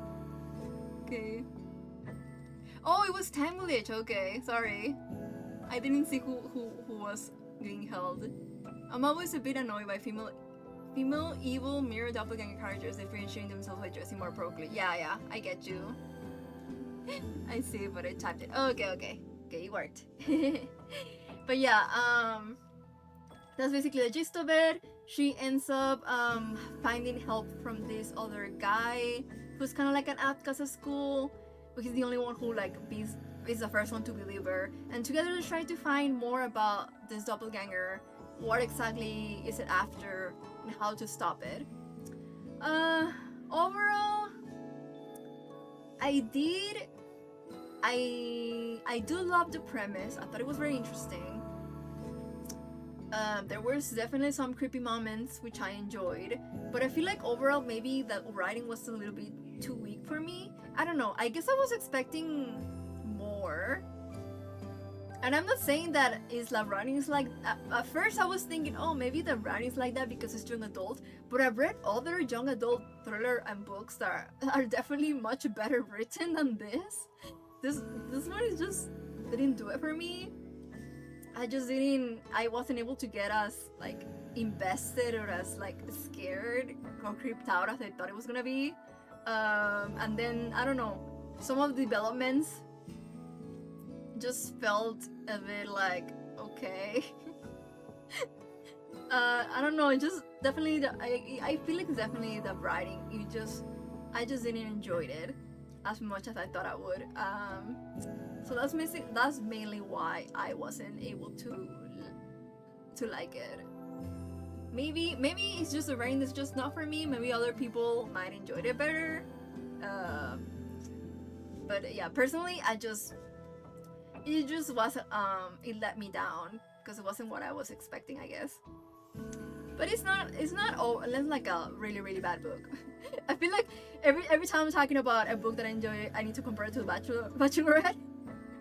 Is that I promise, not as bad as the Bachelorette, at least. It's definitely enjoyable. Just wasn't as good as I thought it was gonna be. But still recommended, yeah. I give it 3 stars. For me, 3 stars is like it's not too bad. I'm not sure if I'd buy the doppelganger stuff. If corporate VTuber drama has taught me anything, is that skinwalking or recasting is rarely ever tolerated. Huh. But I guess it's different colors. Yeah. Yeah, it's just like people didn't really think, they really thought she was the one doing all that stuff. They just thought she was like, I guess, acting out because of her sister's death or something. But yeah. Okay, next one. Mismatched, a modern graphic retelling of Emma. But yeah, just as the title says, it's a retelling of Emma by Jane Austen. I never read Emma, I just know about it from I guess movies and stuff. I was really interested because I thought the cover looked really cute, and also because the main character seemed to be a gay boy. Basically, it's about Evan Horowitz. He's also like an Insta influencer. He's very into makeup and stuff, and he basically tries to like play Cupid. Well, that's what it says there. He tries to play Cupid for other people. I don't know. It was good. It was good overall. I guess I just wasn't as invested as I thought I was gonna be as well. I did give it 4 stars because I did get more invested later on once the romance aspect kind of developed more between him and the other character that I wanted for him, that I really liked. But yeah, I don't know. I guess him as the main character, I just didn't really enjoy him. He was definitely very judgmental against people he thought were like not as attractive. I guess I didn't really enjoy those parts. But I guess that's part of the story was gonna be about him learning not to be like that. But still, I didn't like it as much. But yeah, he basically tries to help this new student at his school who she joins. He's part of like the what's it called? What's it called? The queer group club at her school. And this new girl she joins because she thinks she might be bi, and she's a new student, so he kind of tries to take her under his wing and tries to help her get with someone that she likes. But he's, I don't know, he's trying to control too much to get what he thinks is best for her, which obviously backfires and stuff.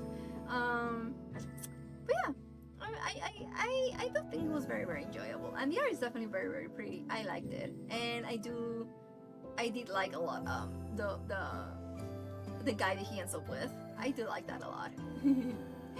The cover is cute though. Yeah, it's very, very cute. I do recommend it. And just like I said, it's there was just some aspects that I didn't enjoy as much, which is why I didn't give it 5 stars, which I thought I was gonna do. But it's a very, very good 4 stars for sure. And of course, if you enjoy Jane Austen retellings, especially the rom-coms from the 2000s that were inspired by Jane Austen, this definitely will be the good book for you, because it's more like a queer version of it. Okay, guess what I'm talking about now? definitely going to the manga now, because I mostly just read manga from here on out, I think. Yes. Okay. Now we're gonna talk about Love Bullet, the jury sensation. I need to read this. You need to, please read it. The God, yeah. Just like that tweet I saw earlier, those jury mangas that look cute, but every time you think about it, makes you choke in public. That's how it feels. That's how I feel with this one. Okay.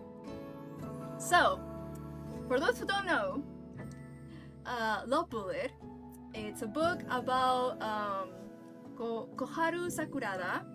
She's a 15-year-old girl, Cupid. In this world, Cupids, they do the same thing as any, like I don't how to explain this actually, because I'm trying not to spoil. But in this world, the Cupids, they do their Cupid duties, but they, instead of their arrows, now they're mother knights. They have guns, and they basically kind of like battle each other, because you kind of get points for something if you manage to get people together the most, It's Cupid, they spread the love, yes! Ooh, I'm illiterate, that's the issue. Wait, but you have read manga before? You're not that illiterate. Ooh, I love the character design, right? Oh my god, the character design on this, the art, amazing, I swear. I'm so glad I didn't get cancelled. With guns, yeah. So yeah, basically the main character, she and the other Cupids try to get people together during their amazing intense battles between each other. So they're kind of more like rivals in a way, because someone has to get to the human first, I can really I wish I could talk about it more, but I don't wanna spoil it for those who haven't read it.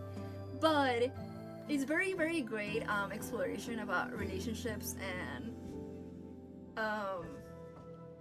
well, especially obviously grief as well, and because there's a reason why certain people become Cupids and stuff, and obviously it's just so amazing. Like, thank you so much, Lynn, for forcing me to read this. Even though I've been wanting to, but you reminding me every time is what made me be like, okay, I need to read it now. Because oh my god, like you can see here, 5 stars, beautiful. I need to buy this. I just wish you could get an English release, because I don't like buying the original Japanese versions because I can read it. But I really hope it gets an English release. I need to buy this. Such an amazing story, amazing art. It's so rare also to see like action jury, and I'm so glad everyone decided to come together and save this from cancellation, because after reading it I'm like, I need to see more of this. I need to see where the story is gonna lead, because it's just so good.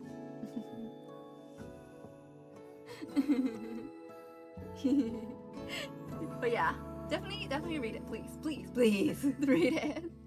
Amazing. Okay, next one. Girlmode. This is another graphic novel that I was also looking forward to, and also I was feeling kind of a letdown about it, honestly. So basically, this graphic novel is about Phoebe. She's a trans girl. She recently started transitioning, and her parents are divorced, and she moves to Los Angeles with her dad. So now she's trying to navigate life, her new life in her new high school, now that she's just recently transitioning, and of course that means she struggles at first, but she ends up meeting this girl, McCain. Wait, how do you pronounce it?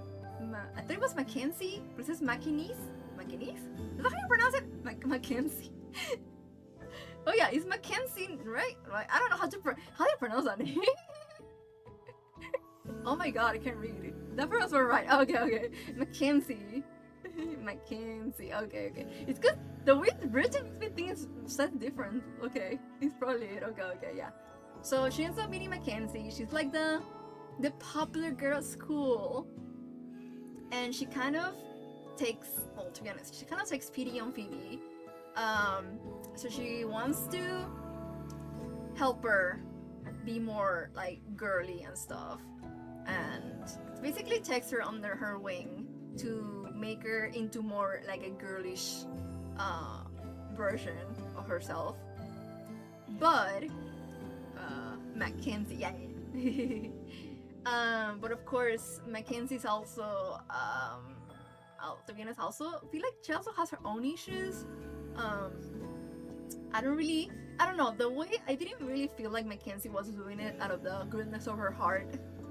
It felt like more like you know, mean girl trying to help a girl she sees as inferior in a way, which is, she was also being like very controlling as well. Basically, kind of like the other boy in the Emma retelling, but except this one was actually a lot worse. Because I feel like the other one, he actually had more like good intentions, and this one I personally didn't see Mackenzie having any good intentions, even though they do explain some stuff which makes you be like, okay, a little bit sympathetic why she's the way she is, but still it made me really I don't know, I didn't like Mackenzie at all.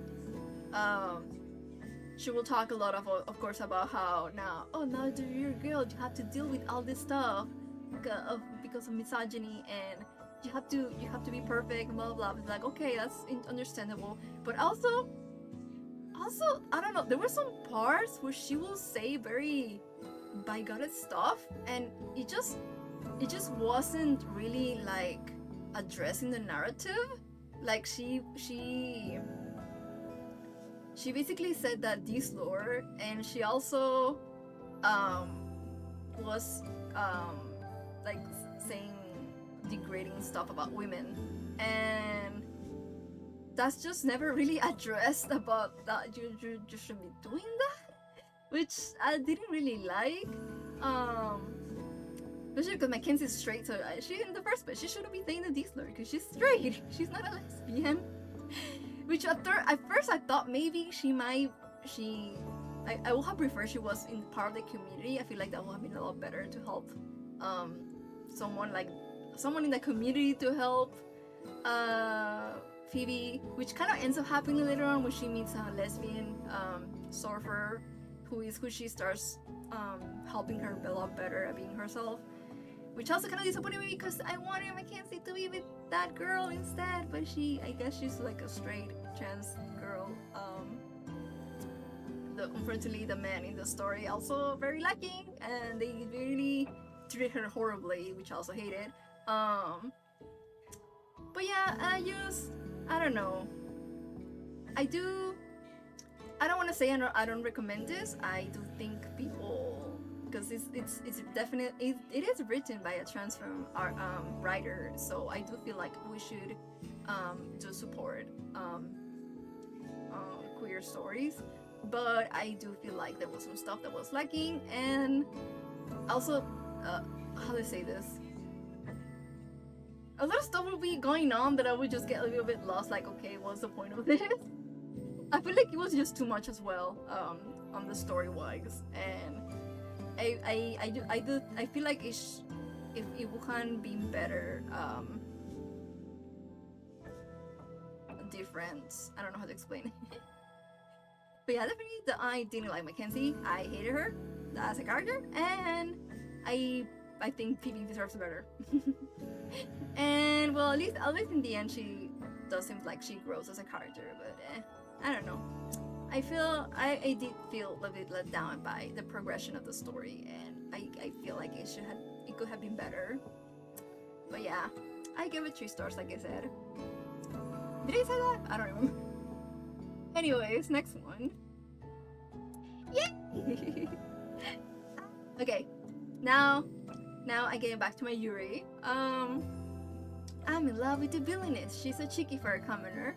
Well, technically, it's not a manga. This is the light novels spin-off of the original light novels. For those who don't know about I'm in love with the Villainess, is a story about Rei, a girl who she isekais into an otome game, but the otome game, she's the character she's obsessed with in the otome game is Claire Francois, I think that's how you pronounce it, who's the villainess in the story and the rival of the main character. And of course, when she gets isekai into the world, she has no time for the men. She only has eyes for Claire.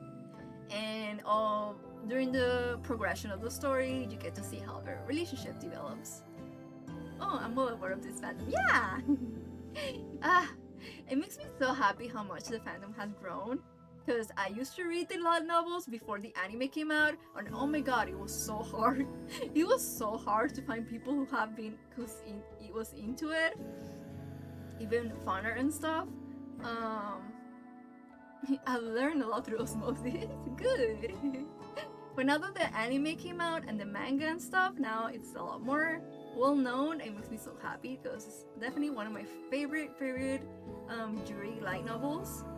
I'm about to finish the original one. Actually, I'm reading the 4th one. It's the 4th one, right? Yeah. Wait, you said the 4th one or the 5th one? No, yeah, 4th one. But yeah, since I left off on the on the 2nd volume a couple years ago, I honestly didn't remember much of the story because a lot of things happen. It's not just about the Yuri. There's a lot of stuff happening on this. There's revolution, which is the title of the game itself, because yes, there's gonna be a revolution, there's gonna be a class war, they're gonna eat the rich. There's a lot of, that's also another reason why I really love this light novel series, because they do touch a lot of different topics. Yay, class war, yes! They do touch on a lot of different topics like classism, homophobia, and transgender issues, both in the world itself and back in Japan, with Rei's backstory from her previous life. Also, I was surprised the last volumes that I read also deal with like religion. And what it means to be a queer person who's religious, especially because the religion in the book is based off Catholicism. So I really love those little parts as well. But yeah, there's so many great things about this light novel series. So since I didn't remember every single detail, I thought, maybe I should read the spin-off, since it's basically the first 2 novels, but from Claire's point of view. So you get to see everything from her eyes, her perspective, and how her feelings slowly change for Rei over time. Because of course at the beginning she's like completely hating Rei, but over time she starts caring for her and reciprocating her feelings. And it's really nice to see also that in the story. Yay, eat the rich, yes! The classic class war, yes. But yeah, to be honest, I did enjoy the first 2 volumes a lot. But besides Claire's point of view, you also get some, they're called intermissions in chapters, where you also get point of view of other characters from the story, like Claire's dad, her other friends who are not really like important in the main story, but they also get like their own little jury backstory apparently. Other characters. That was nice, but I feel like by the third volume, I was a bit tired of it because I was like, I wanna know what's happening with Claire though. And then I don't know, I feel like also the writing kind of fell off a little bit on the third one, because the stuff that was really important, that will happen in the original story that would make you be like, oh my god, this is happening. In this one was like, okay, now this happened, and then this happened, and then sometime later this happened. It's like, okay, it just, I don't know. I feel like maybe the writer was already tired by the last volume. But at least the original series seems to still be peak. So, but yeah, I did enjoy it. I feel like by the third volume I didn't really like it as much. But I did enjoy the bonus chapters and stuff. It's still really good. I give it 4 stars in general. But I do definitely prefer the original series a lot more. Okay, next one.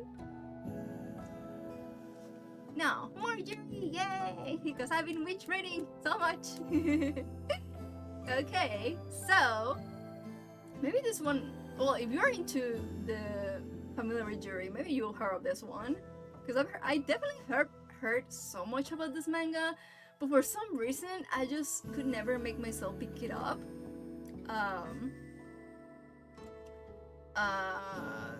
I don't know why. Honestly, don't know why. I just was so resistant to picking up. But yeah, I decided to finally give it a go. And it's just wow. I've been blown away. another jury to tweak my soul over. Cause it's the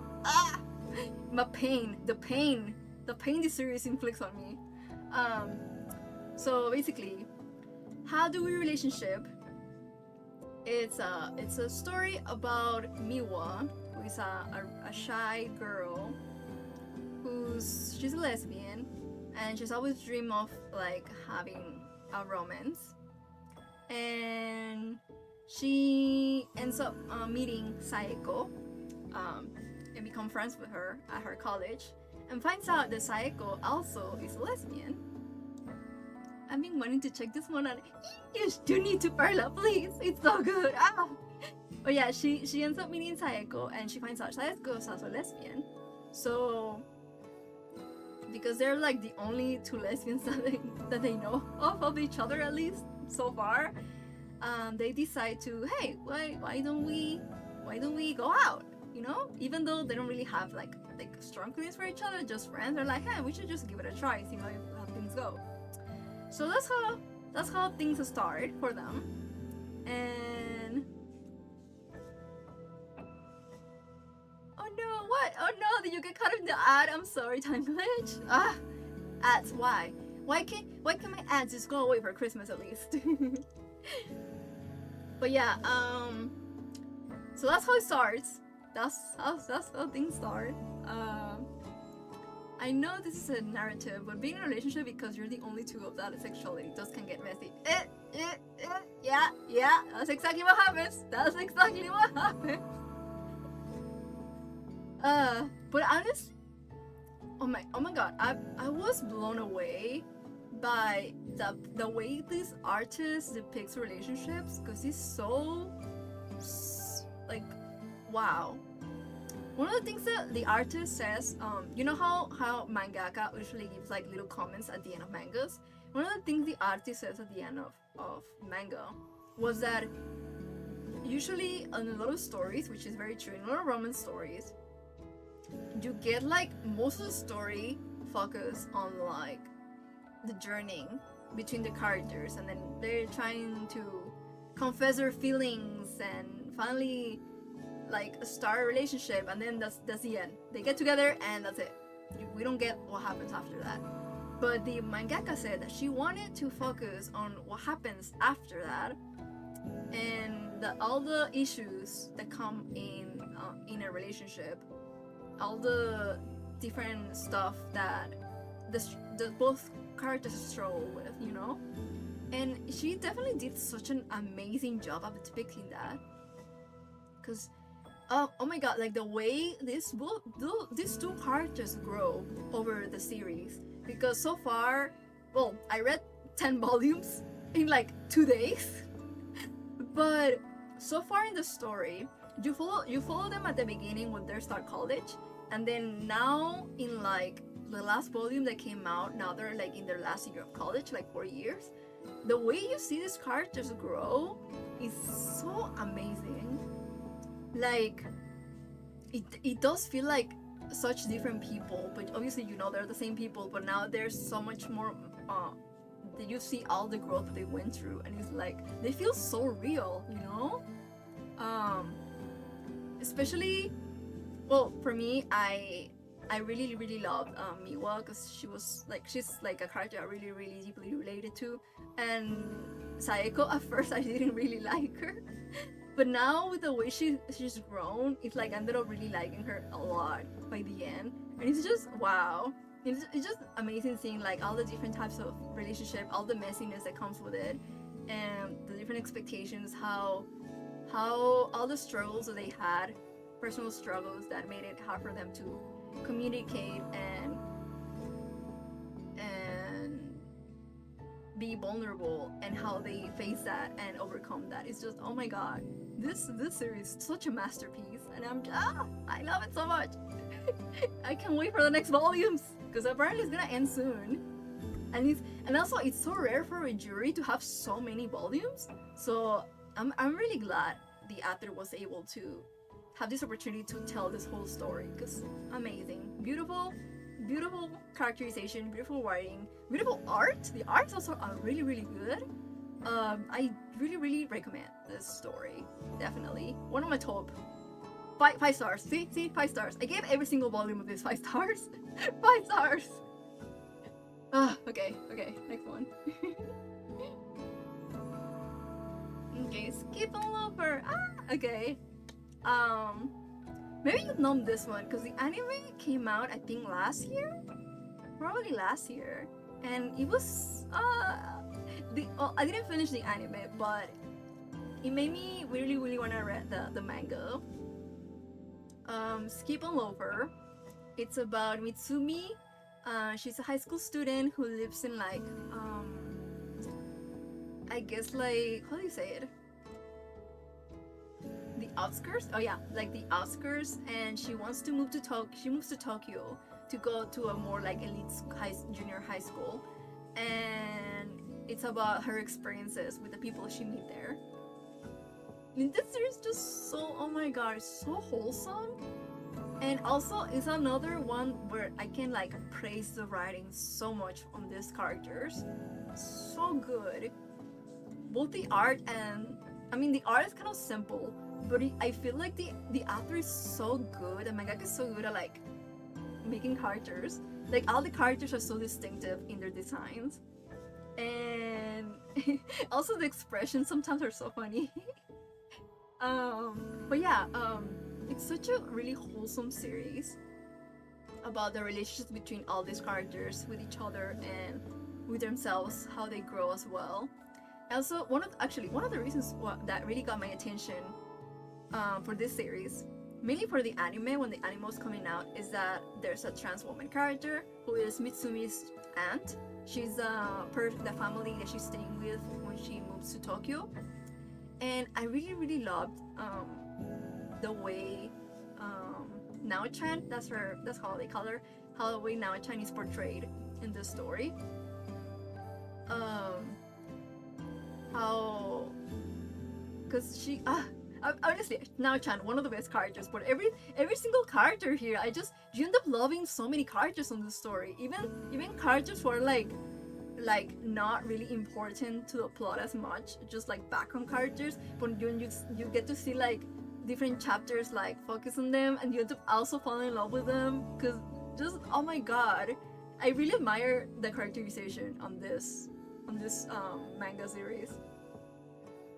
But especially, obviously, really love Mitsumi, the way she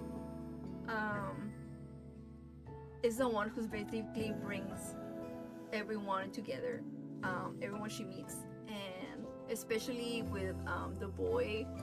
What's his name? I keep forgetting. I'm so bad at names in general. What's his name?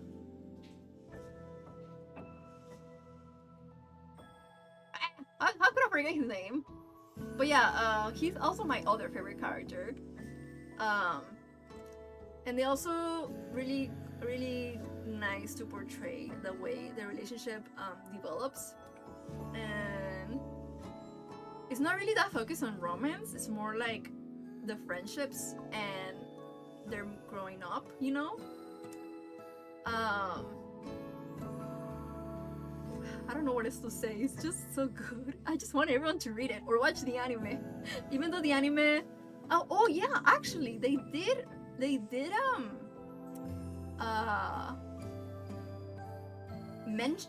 announces there's gonna be a second season. So, good time to watch the anime or read the manga. I'm so glad because I'm pretty sure the second season might focus on some of the parts in the manga that I really loved, especially the parts about Nao-chan's, the trans woman's backstory. That is so sweet. Because of her relationship with Mitsumi, and oh my god, my heart. This is like the type of manga you need to read if you need like a warm hug, you know, something wholesome, something to make you feel good about life. You need to read this manga and watch this anime for sure, please. It's so good. Yes, 5 stars for sure. Every single volume I give 5 stars as well. Okay. Next one. Okay. So I read the 4th volume of The Summer Hikaru Died. I already read the other volumes months ago, so I honestly don't remember much about what happened in the last volume, so I was a bit lost about what was happening in this one. I feel like I should probably reread the whole thing again. But yeah, I was a bit lost, like I said. But still, it was a very good read. Still really loving the mystery and the horror elements, and trying to learn more about what's happening with Hikaru. I heard the summer and had it been the flashback. Oh my god. Wait, are you talking about the movie or what? But yeah, basically nothing much to say since I can't really like spoil much, but it's still the manga's still going good. But yeah, it's like definitely the kind of manga for me that I need to binge read rather than read between volumes, because like I said, get very lost of what was happening. But yeah, I gave it 4 stars. Oh, I'm almost gonna be done actually. Still 7 more slides. But if you would like manga, it's gonna be shorter to talk about. Okay, next one. Oh my god, this one. Oh my god. Okay. This summer you were there. Oh, okay, I know, I understand. Only 7. There's still a lot of slides. Yeah, there's still a lot of slides. But at least we'll closer to the end than before. Wow, really spent 2 hours just talking about books. I'm still to do my tier list. I guess I won't have time for my jury tier list. I was also planning to do afterwards. But yeah, maybe next time. Okay, so this manga, another new favorite manga. This is actually what's it called? A one shot? Yeah, it's just 1 volume. I found it by accident when I was trying to look for more manga to read during my binge reading this week. And in the cover intrigued me, and the premise, of course. This book is literally, you know, would you love me if I was a worm, but like in manga form, literally. Wait, hold on. Let me my empanada though, because I'm getting hungry. before I continue, because there's so much I need to say about this one. Cause oh my god, I wasn't expecting how much I was gonna love this manga.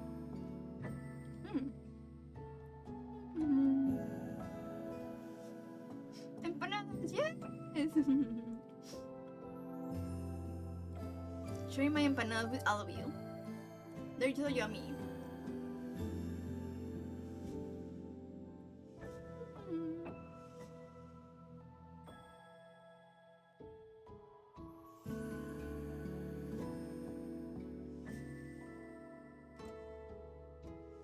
It's funny how my model moves my mouth when I'm eating. It looks like I'm eating with my mouth open, but it's but I'm not. It just, for some reason, it looks like that. With that emote, you look like a little baby bird opening your mouth to feed you. Yes, I will feed you, my little pollito. I will feed you from my mouth like a bird mama. Here, you can have my little chewed piece of empanada.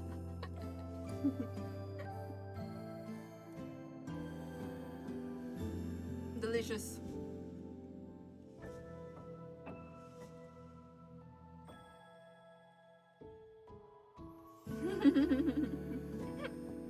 Yes.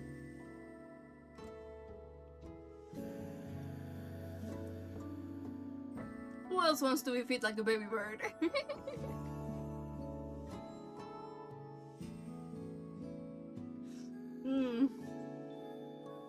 God, I was getting hungry. Let me just drink some coffee before we continue.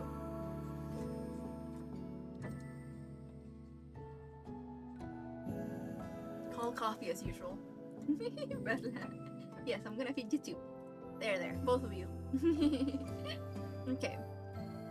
So, Caterpillar Girl and Bad Texture Boy is a story about oh wait, actually they don't have the names there. That's why I need notes. Basically, they both are childhood friends, a girl and a boy. The girl is super popular, and the boy is more like kind of like an outcast in a way. He's very gloomy. And one day the girl, because like I said, they're childhood friends, the girl confesses her feelings for the boy, but the boy turns her down because he feels like she is like, in a way, like I guess out of her league. But I guess because deep down he was also like very jealous of her, because he feels like she's such a popular and amazing person. He feels like he can't believe someone like her will ever love him. So he rejects her in that way, being like, how will someone like you ever love me? Like, I don't understand. Like, how, like, doesn't make any sense. And obviously that devastates her. After that confession, that rejection, she goes missing for a month. But one day, she comes back, but as a really big worm. Which is actually very, very cute in the story. You can see the face there, but the way she's drawn in the story as a caterpillar looks so cute. But yeah, she finds her as a worm, and he ends up taking her home. But now because now she's a worm, she can't really do much anymore. She can really do stuff on her own like she used to. So now she has to take care of her. And over time, I guess it kind of helps in him trying to he's trying to find out how to get her back to how she was. He also makes him face his own insecurities about her, and why he rejected her, why he didn't feel like he deserved to be loved by her. And I don't know, I just really loved the story. The way it's like I feel like it's a really great metaphor about mental illness and characters who have experienced trauma, who feel unlovable, and push people away because they don't feel like they deserve to get that love from them. And I don't know, it just really tug at my heartstrings, you know? I really love the relationship. And like I said, I'm not very into a strict relationship as much, but this one actually made me really invested because I thought it was so cute. Especially when she's a worm. But also I really love how she tries to be with him, and because the reason she turned into a worm is because she thought maybe he's gonna actually accept her as that. And in a way, kind of that's what happens. But honestly, I do have to warn, this is not a heartwarming story. I thought it was. I thought it was like it's a cute, funny story or something. No, this book is actually a tragedy, which I wasn't expecting. It's literally, would you still love me if I was a worm? Yeah, it's literally, but tragedy the end though. I mean, technically, it's not like a really, well, I don't want to spoil, but it is a tragedy in the end, but it's a really amazing story. I really loved the way they depicted, like I said, mental illness is a metaphor, not only on him but also about her later on in the story, and how they still loved each other. Oh, thank you for the headband. And how they both accept each other and love each other despite their struggles, you know? It's just, I don't know, I just love this so much. I really want to buy this as a manga. I'm surprised I never heard of it before. I just found it by accident. But yeah, it's just, I do really recommend it. I know not everyone might like it. I did see some people, well, I did some Goodreads. I didn't get a lot of good, I guess also on where I was reading it. I also didn't see a lot of, mostly good comments, but also some people who didn't like it for certain reasons. So I know might not be everyone's cup of tea, but I do recommend it. I do love it so much. My favorite, also, despite being straight, which is it's just funny because I really didn't think I was gonna be so invested on a straight couple. Don't tell me that I just started the fourth chapter. No. It's good though. It's good, I swear. It's worth reading despite it being a tragedy. But yeah, it's just a warning though, because I really thought it was gonna be like some rom-com. It does have its funny moments though, a lot of funny moments. But yeah, well, I loved it. What is it with jumping? Well. I guess I've said it before. I'm a bit of a masochist, I guess. I must love all the doom romances. Which is a reflection of my life. I mean my lore.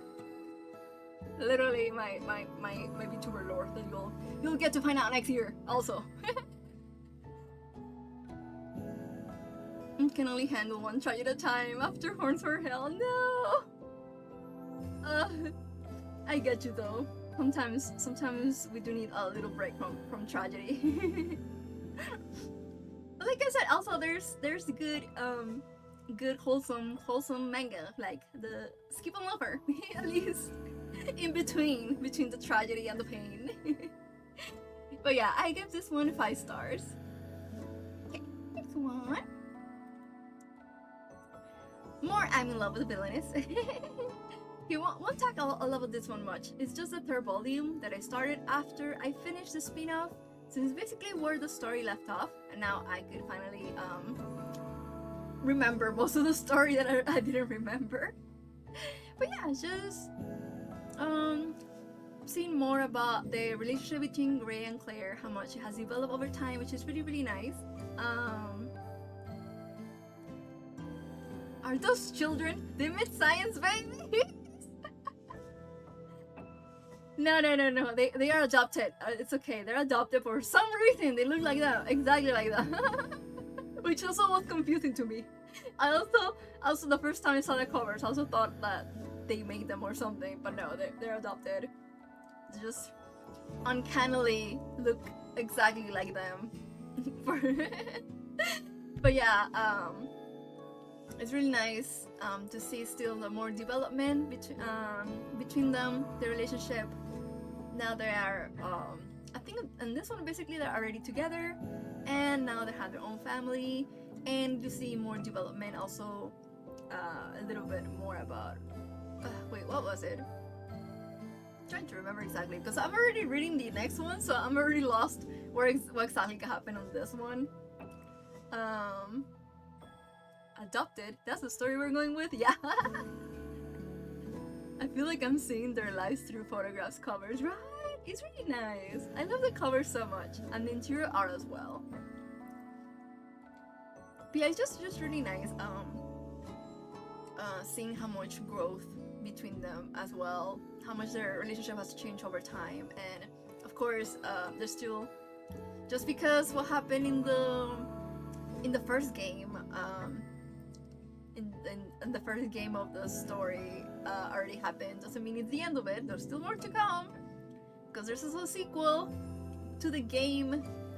Rei isekai'd on, so there's still more story she has to go through and battle so bad things don't happen. But yeah, also I don't know, it's just so nice to see like the domestic life between them. So cute. And of course, because Rei's point of view, it also has a lot of funny moments. But yeah, I gave it 4 stars. Okay, next one, another Yuri manga. This one actually just read the first volume. There's more, but I might read it later. I mainly read it because I thought it was very intriguing, and the art, I saw other people saying the art was really amazing, and honestly I completely agree with. The art is so beautiful. Cocoon Entwined, basically about these girls who are in this girls school. They have like this tradition where they use their own hair to make uniforms for the other students, I guess lower than them in grades. So there's like this history of using hair as for making clothes, and that's kind of what intertwines them in a way. Are they witches? I don't know, honestly. Well, at least so far in the first book, doesn't seem like it. It just seems like a story, like a normal story, like contemporary. I don't know what might happen later though. But so far, it just seems like a contemporary story. It's a bit of a, honestly, the reason why I gave it 3 stars is that it's a little bit confusing, because the chapters are not really like in chronological order. It kind of feels anthology almost, because it's just like a lot of different stories between what's happening with the characters. So it jumps back and forth a little bit, and it kind of makes me confused sometimes. But I'm really intrigued by what's happening in the story and the characters, and the aspect of the clothes also really piqued my interest. That's why I want to keep reading, and of course also the art. Like I said, gorgeous art. So I do want to continue reading and seeing what happens. But yeah, the narrative is just very confusing to me. So that's why I couldn't enjoy it as much as I thought I would. I would. So yeah, I gave it 3 stars. Not much to say, it's just the first volume, but we'll see.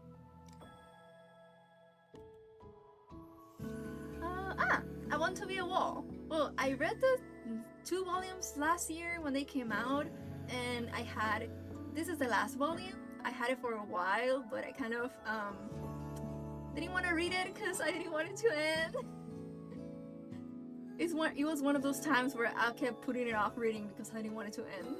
And yeah, but I was like, okay, I should read it. I should finally finish it. Might as well. For those who never heard of this story, I Want to Be a Wall is about Yuriko.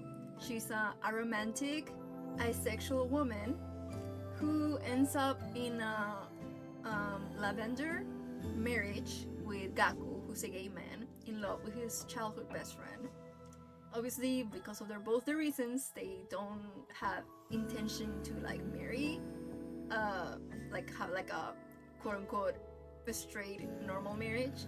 But they found each other, and they decide to marry each other. So to become partners, but in another way, more like platonic partners, you know. OMG, it's out already? Yeah! I'm pretty sure it came out over the summer actually, because I'm pretty sure I had it since like July. So it's been like a while, but I just didn't I just didn't get to read it yet. But yeah, it's I feel like it's very nice to have like such a non-conventional story. We do get like a lot of stories on different aspects of queer experiences, but we don't always get depictions of lavender marriages, which is also a really important part of history. And it's really sweet to see the relationship between them. Obviously, platonic relationship, but the way they support each other and they want to be each other's family, just not in the conventional way. And that's why I feel so sad that it's the last volume. I really wish we could have more, because although I know there's not really that much that could be told, but I just really gonna miss his characters because I love them so much. Yuriko and Gaku, of course, during this volume they're still like having their own issues because basically they're still kind of strangers. It's not like they were friends before the marriage much. They met through an arranged marriage. They just happened to find each other what they needed for what they wanted, which is a platonic marriage. So they're still having their own issues that they have to work through, but it's just really sweet. Overall, it's a really, really sweet series, kind of heart-wrenching at times when it comes to Gaku's feelings for his childhood friend. I also really liked, in this volume in particular, they do talk about how this pressure for having marriage in a family during different stages of life, it even affects people who are like cishet, you know, because that's what's basically considered normal for everyone in this society. So even Gaku's friend, who it's definitely straight, he's also struggling in his own way because of having those expectations. Like he feels like he has to find someone, a partner, even though he doesn't particularly feel strongly for them, you know. I still wish Gaku would have been with his childhood friends, but of course that's not what's gonna happen. Anyway. Ooh, I got a lottery and then a marina. Thanks, Twitch. Twitch, why? Stop with that. But yeah, such a beautiful story and depiction of these characters and about family and stuff. Really, really amazing, and a really, really great representation for aromantic asexual people, and also lavender marriages, and how we in the community can support each other and become family with each other, you know? Please read it. Still 5 stars. All volumes I always gave them 5 stars. This one for sure. Still one of my faves. Oh my god, I'm almost done. Okay. No, 26. Like I said, all of these are just gonna be manga at this point. That was easier to read during my reading slump. Okay, this one, or Dreams of Dusk, Shimanami Tasorage. I've been meaning to read this manga for the longest time, but just like with How Do We relationship, it was another issue of me just, I don't know why, just not starting it. Oh, thank you so much, Peaceful Pages, thank you so much for the follow. Cass, I just finished reading Caterpillar Girl and Bad Texture Boy. How dare you recommend that to us? How dare you? I cry. I'm so sorry. Aww. I'm sorry. I didn't think you would read it that fast though. Aww. It's so good though. I love it. Revenge. My hand.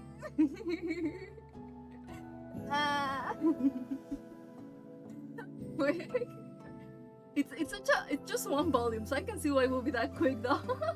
But revenge for making you cry. I deserve it. I deserve it. I did tell you it was a tragedy though. I warned you though.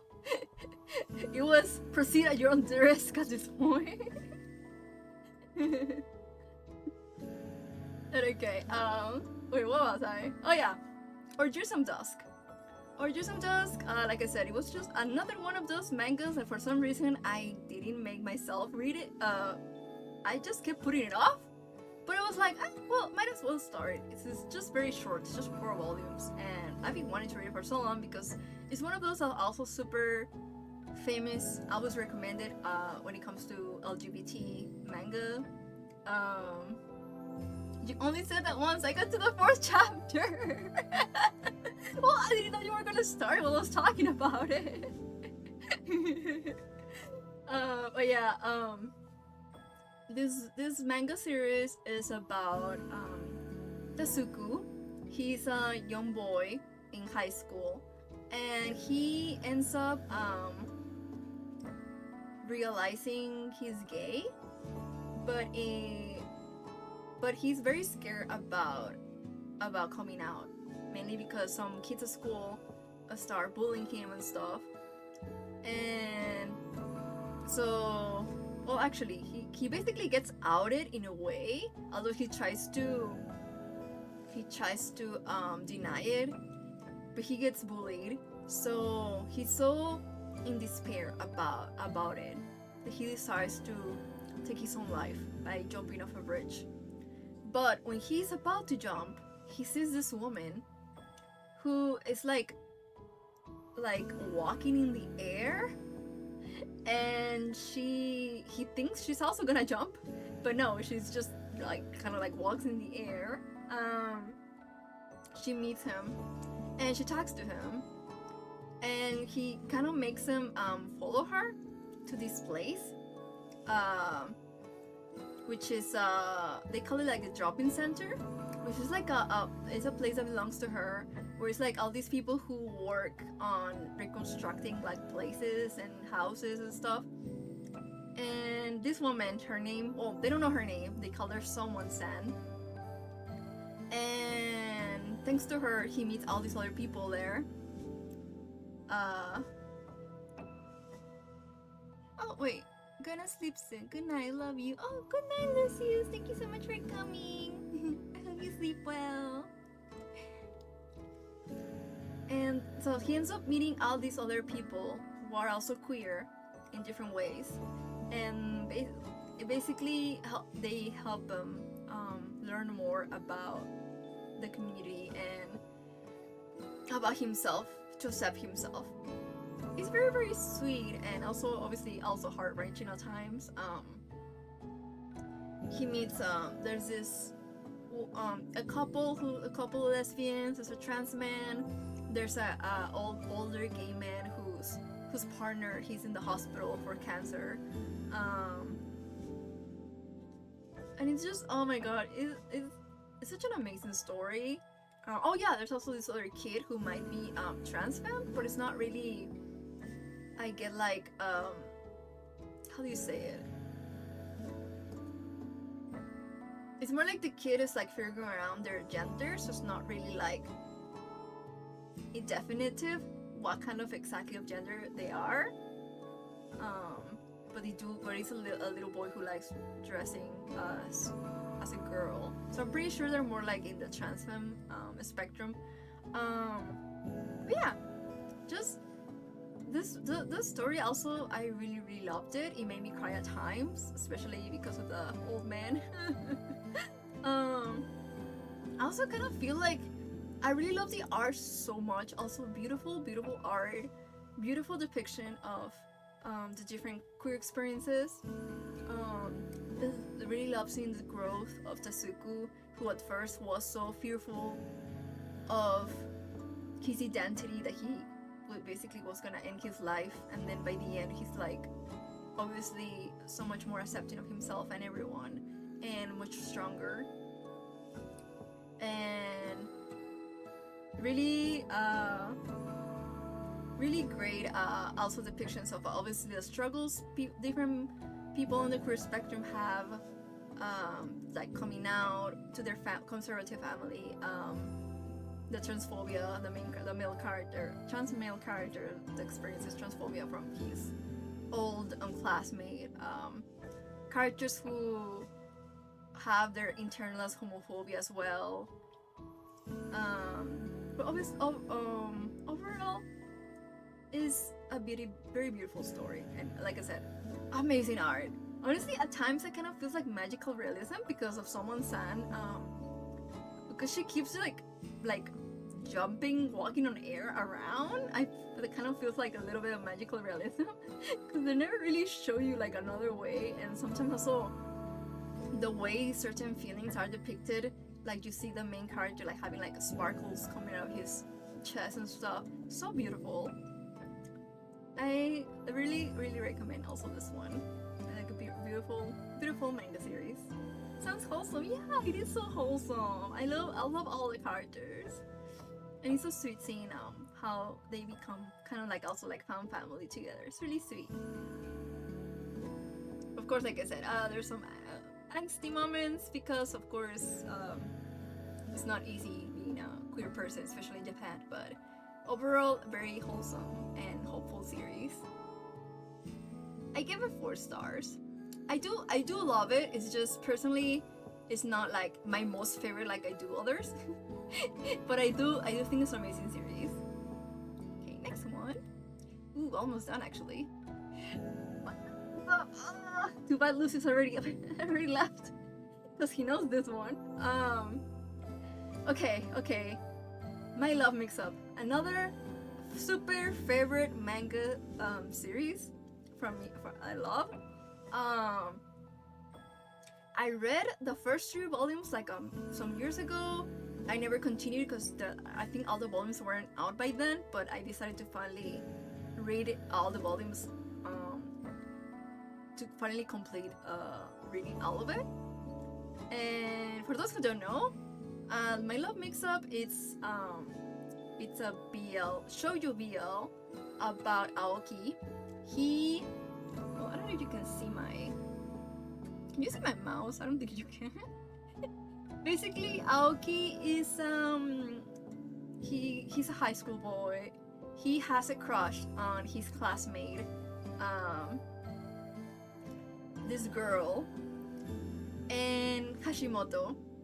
And one day during test, he asked Hashimoto to let him borrow her eraser. So when he's looking at the eraser, apparently there's like this thing they do in Japan, like a little good luck charm where you write on the eraser the name of the person that you like. So he finds out in the eraser there's the name Ida. Ida is the name of another classmate of them, who is the one who sits in front of him. So he's a little bit shocked at finding out this, and he's so shocked that he drops the eraser. So Ida, he picks it up and gives it back to him, and he ends up thinking the eraser belongs to Aoki. So that's the mix-up that starts happening. And because Aoki doesn't wanna reveal Hashimoto's secret because he cares so much about her, he decides to go along with it and basically let Ida believe that the eraser was his. And so that's basically how the whole mix-up starts. But eventually what happens is that Aoki actually ends up developing feelings for Ida after this incident, because they start like, you know, getting to know each other more and talking more. And it's just, oh my god, this is such a really great series. So funny. Like, I never laughed so much with a manga before. The way this artist the way this artist draws Aoki's expressions is like the funniest thing ever. Like, I swear. I kept laughing, like actually laughing out loud in some panels. It's so funny. And it's also like I said, super sweet manga series, because it's so cute to see Aoki's bi panic when he realizes he's also having feelings for Ida now instead of Hashimoto. Ida slowly wish I like slice of life manga. You don't? I thought you did. Well, I guess most people, not a lot of people do. I guess I just think like anyone reads slash of life. I know it's not everyone's cup of tea though, so I don't understand. With me, it's like it depends. It depends of the story, because sometimes it does get like a little bit meh. But this one is really, really good. That was not how it was supposed to go. I had it all planned out, realer. I'm a shonen reader. Ah, okay, I get that. Yeah, this is a shoujo.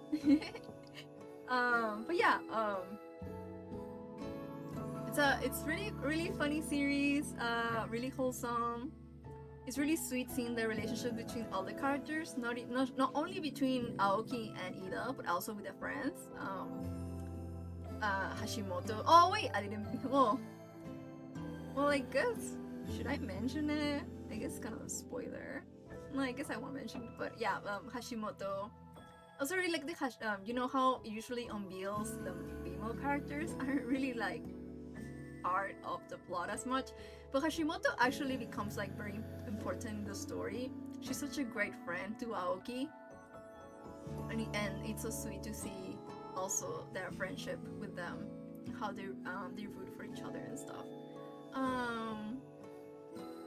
And of course, there's the angst aspects, and of course the stuff that Aoki has to deal with, not only about his own feelings, but also the fears he has about the way people perceive him, or some homophobia that he has to experience. But overall, it's such a really wholesome, funny, amazing series. There's also a live-action version actually that I watched like 2 times. It's like 12 episodes, very short, and it basically covers like half the manga, but it ends really well. I also really recommend it. Also super funny. I feel like the actors are perfect for the roles. There is some slight changes from the manga, but nothing too major. That still has like the overall perfect. There's like an overall really great adaptation. And but yeah, the actors are definitely like the spitting image of the characters. really recommended. Also 5 stars. 5 stars, all the volumes. I loved it. It's 9 volumes. I loved every bit of it. Please read it. It's so funny, please. I love them so much. Okay. Last one actually. Well, since I was back on reading the light novels, I was like, I should read the manga, because I never really read all the manga. I think I only read like a few chapters back when they weren't really licensed, so there wasn't really that much back then. But now there's 7 volumes out, so I was like, okay, I should just get on with it. I really loved it. I do prefer the light novels better though. I feel like it's a really good introduction, along with the anime, to the story. But of course, because it's a manga, this is not the same. You don't get the same introspection that you get from the light novel and the same details. Not that I'm exactly complaining.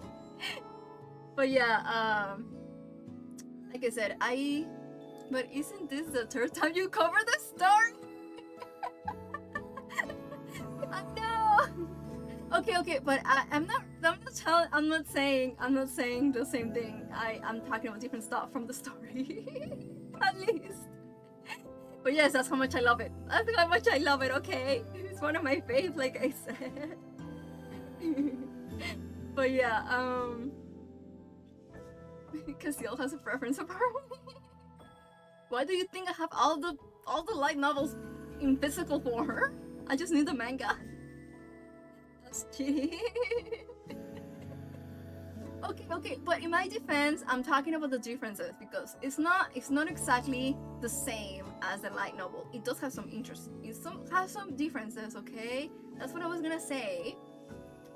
There's some differences. Of course, they changed a little bit some stuff to make it more concise. They make it a lot more funny in some parts compared to the light novel.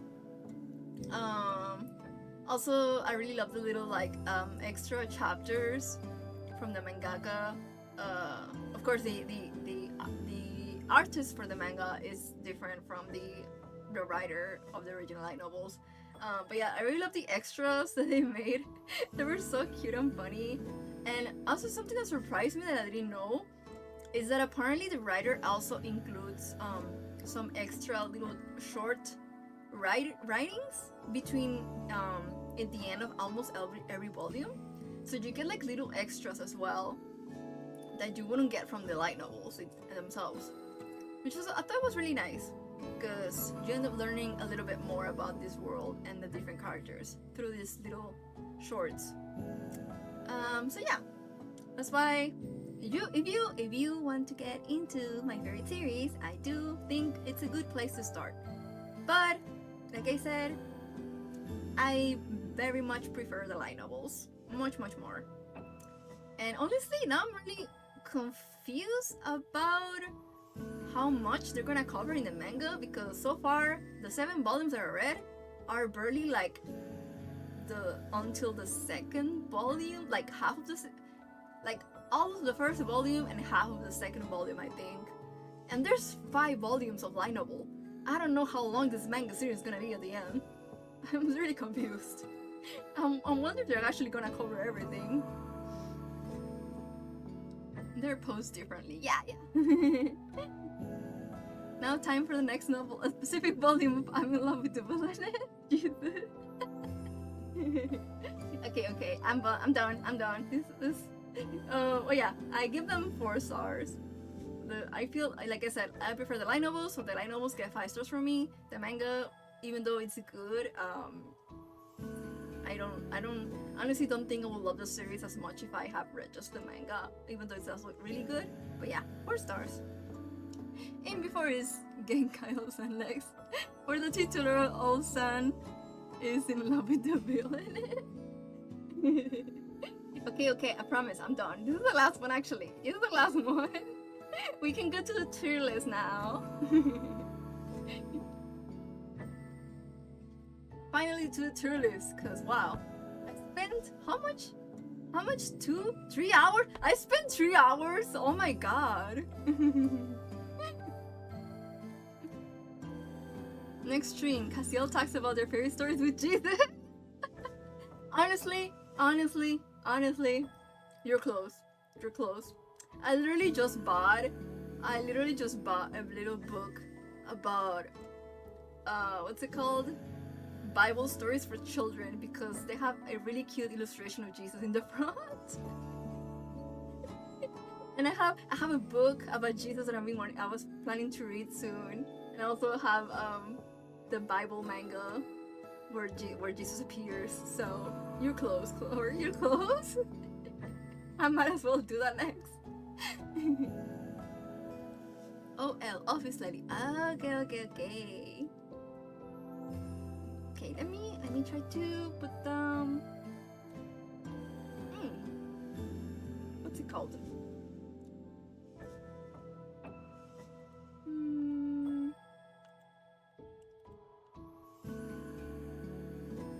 Desktop.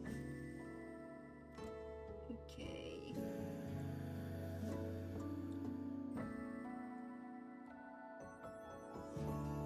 Hopefully you can see it in a bit.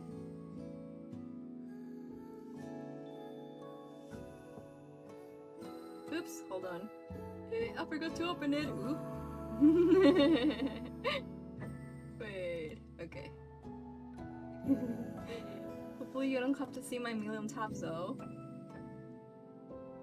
We need a gender band office lady Jesus in love with the villainous. Judas, yes! Perla, you're mine. I swear, you're mine. We need that right now. Do you know the first time I read a book about Jesus was an elementary book that had these scenes from the birth all the way up to his crucifixion, blood included? What? Oh my god, that sounds so sad though. Wouldn't Jesus be Jesus' subordinate or something in office AU? True. That's so true. Part of his little office team. It's gonna be his kohai. Judas is his kohai. Jesus is his senpai. Jesus senpai.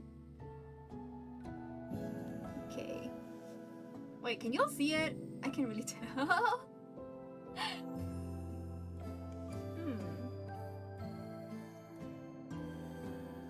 Wait, I can't really see my. Hold on. I'm so dumb. I can't even see my chat. Wait, how do I do this? Okay, let me. Okay, moving this here. Ah! No, what do I do? Oh my god.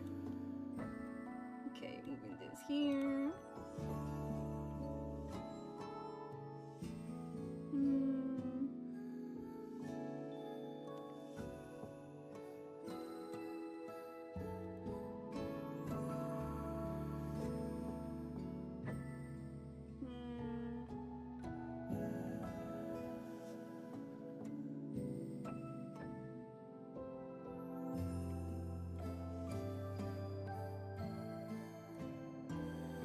Specific window. Where's my Chrome?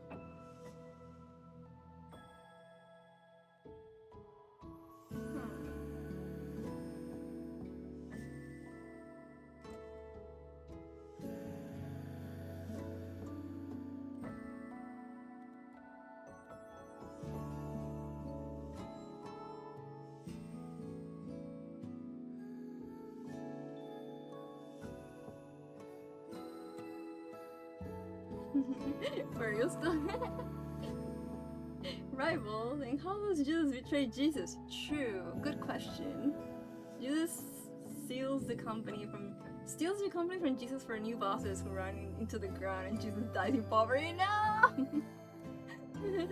OMG, yes but no. And then plot twist: Jesus didn't really die, and he's back with a better company. Jesus just took the weekend off. Very, very great. I love this. I love this idea. I should write it down. Who's gonna make a manga of this? Someone needs to make a manga of this. I'm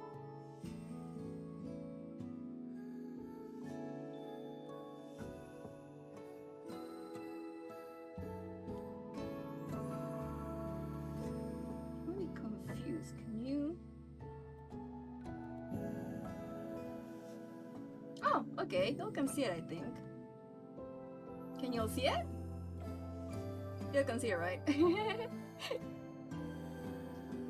Okay, this is my tier list of everything. This is everything I read on 2024.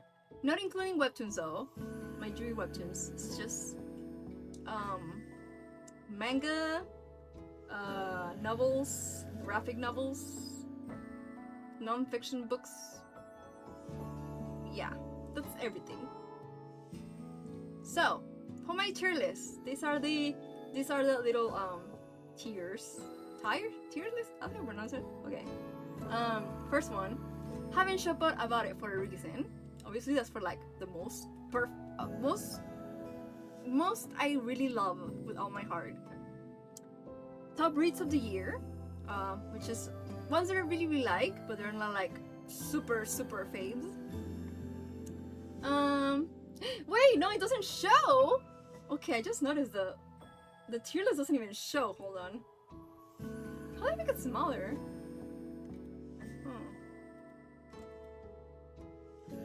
No, how do I make this smaller? Wait, should I make this smaller?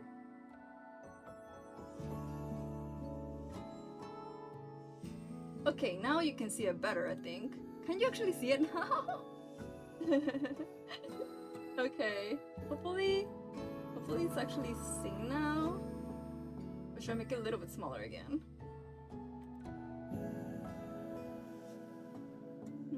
Oh, okay. I think now it's actually okay. Okay, like I was saying, that was the second one. Third one is didn't love it but recommend. Fourth one is it's okay. And the last one is bye. I was gonna put something like the trash or something like that, but trying not to be too angry. Just bye. Bye. I didn't like this basically. So yes, those are my tier list. So we'll see. I'm actually surprised that I read this much this year. At least it wasn't as bad as I was expecting. Even though I was going through a lot of reading slumps. But at least I managed to read a lot.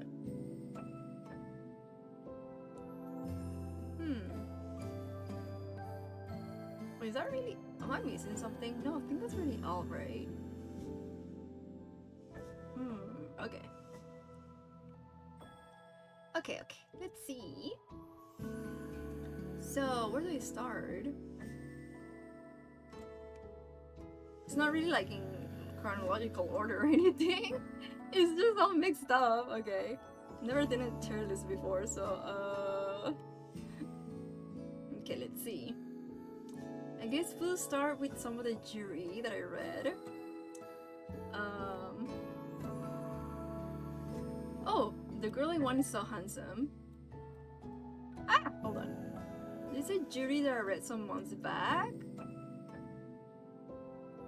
Wait, no!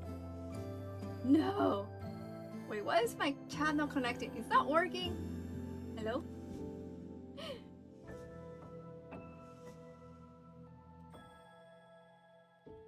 Can y'all see me? I think it says my chat was connecting. I don't know if it wasn't working. Okay. Hello, hi!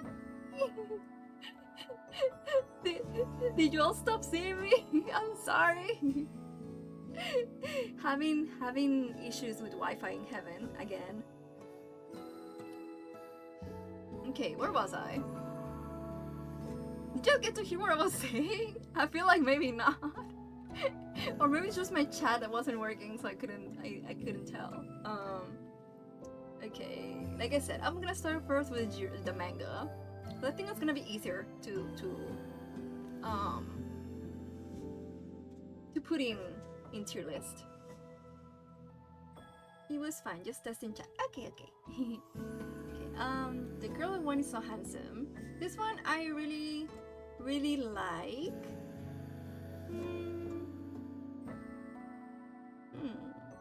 Well, I do feel like it was a top manga of the year. I really loved it. I really enjoyed it.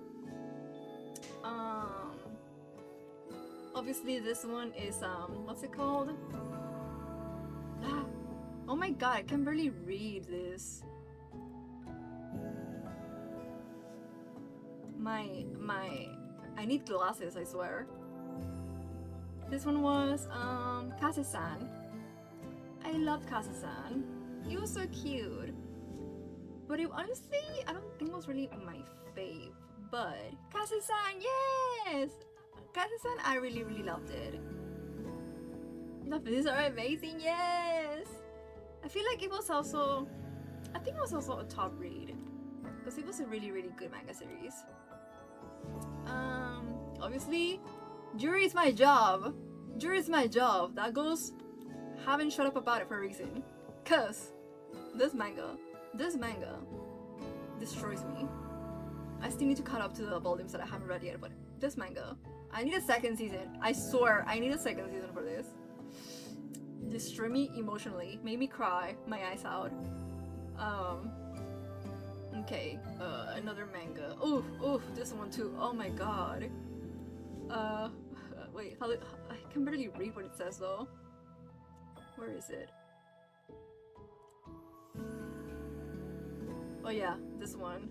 I love you so much, I hate you. Oh my god, that one too. Top read for sure. Oh my god, that one also devastated me. The moon and a rainy night spotted. Yeah.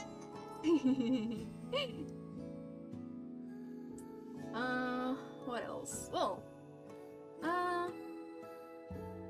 oh, that's the one that I just mentioned earlier, the Cocoon one. Didn't love it, but I do recommend it. I feel like it seems to be good. Just like I said, hard to understand what's going on, but obviously it does seem really great. I still recommend it. Under right second row. Wait, where? Oh yeah. Of course, also top read. Definitely very good. Also, I'm really excited for the anime for that one. What else? What other jury that I'm missing? Oh, of course. Oof, the summer you were there. I feel like a lot of my jury will be on the top, actually. Oh, that one. Oh my god. How to HGHG the hour-winning jury? Yes. Oh, this one also. Literally. So much devastation with this one. Ugh. What else? Oh yeah, black and white. I don't know. Personally, it's okay. I didn't like this jury as much as I thought I would.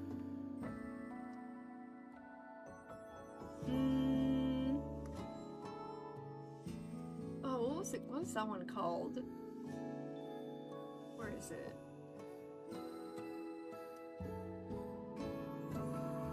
I wish the covers weren't so small. I can barely read.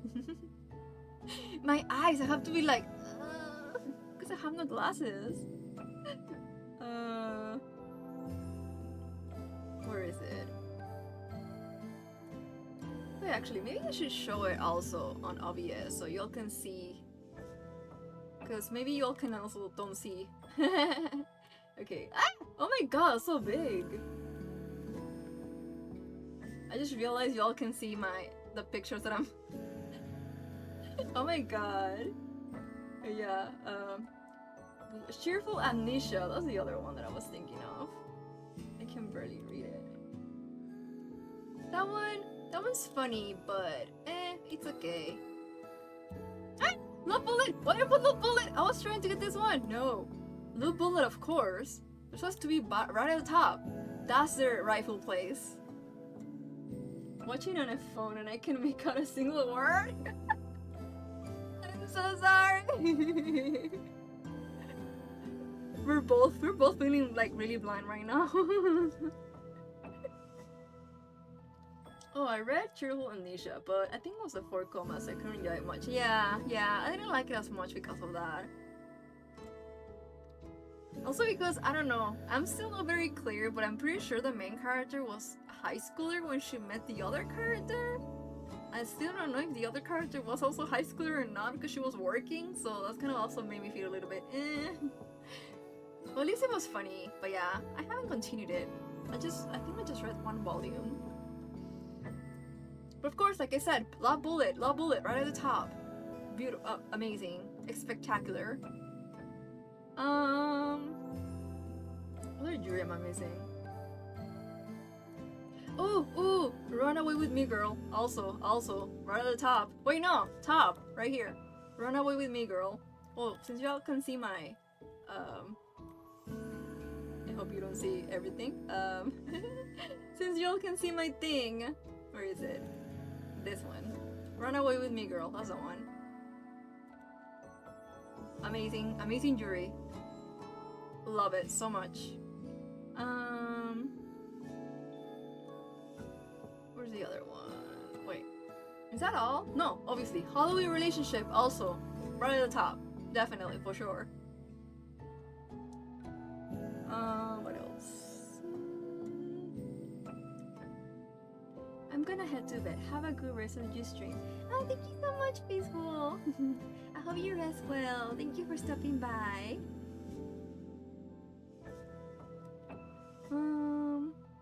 What am I missing? Is that on the jury? I'm pretty sure there's more. Well, there's the manga, of course. I'm in love with the Villainess. I feel like it's recommend. Well, the manga version, of course. Because like I said, I don't enjoy it as much as the light novels. What other jury am I missing? It's so small! My eyes! Is that all? Well, technically, this one, what's it called? Where is it?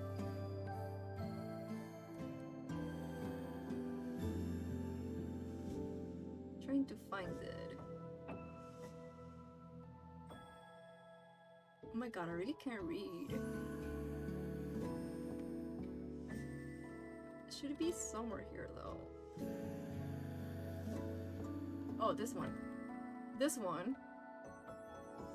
The girl that can't get a girlfriend. That's technically also jury, even though it's more like a memoir type jury.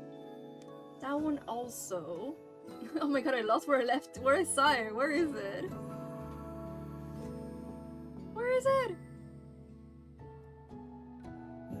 Oh, there. Hey, this one also. Also, definitely top, for sure. Okay, Allah? I see the wall one, second now, middle right. I still spot Villainess and the for lack of a better term, the gay boy. What? Well, right now I'm focusing on the jury, but you're right. I should also include the light novels.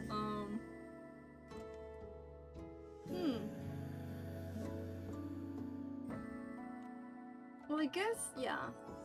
Top reads definitely still. I'm in love with the Villainess light novel. Also, I feel like Cheeky for a Commoner is more like didn't love it but recommend. Because I do like it, but not as much as the original. How many times am I gonna say this? What else? Oh well, this is also basically a jury, although it's a webtoon, webtoon western jury. This one is a buy. I hate it. I hate it so much. Wait, this one is also basically a jury. Where is it? Where is it? Where is that one? The one I'm thinking of. Well, I already saw it, but so you can see which one I'm talking about. Where is it? This one. This one also. Oh my god. This one also was such a huge disappointment. Do not be what's it called? What's the word? Do not be fooled by the beautiful cover. Not only the art inside doesn't look anything like this, but the story was so lacking. I'm so sad. Fooled, yes, fooled. You understand me. You understand my single brain soul. Where is it? Where is it? Where is it? This one. This one was also a buy. No likey. Thanks for not letting me be fooled. You're welcome, Perla. I'm done my service. Cause I was about to search and now. I understand though. I swear, I was planning to buy it before I read it. But such good like a premise, but nothing, not good at all. Wait, this one also. Not a boy. I think that's what it's called in English. Not a boy. That one, I feel that I should put it in. Didn't love it, but recommend. It was okay. I did like it, but I didn't like. I'm not as me as well for it like this one. What other? Let me see. Well, I guess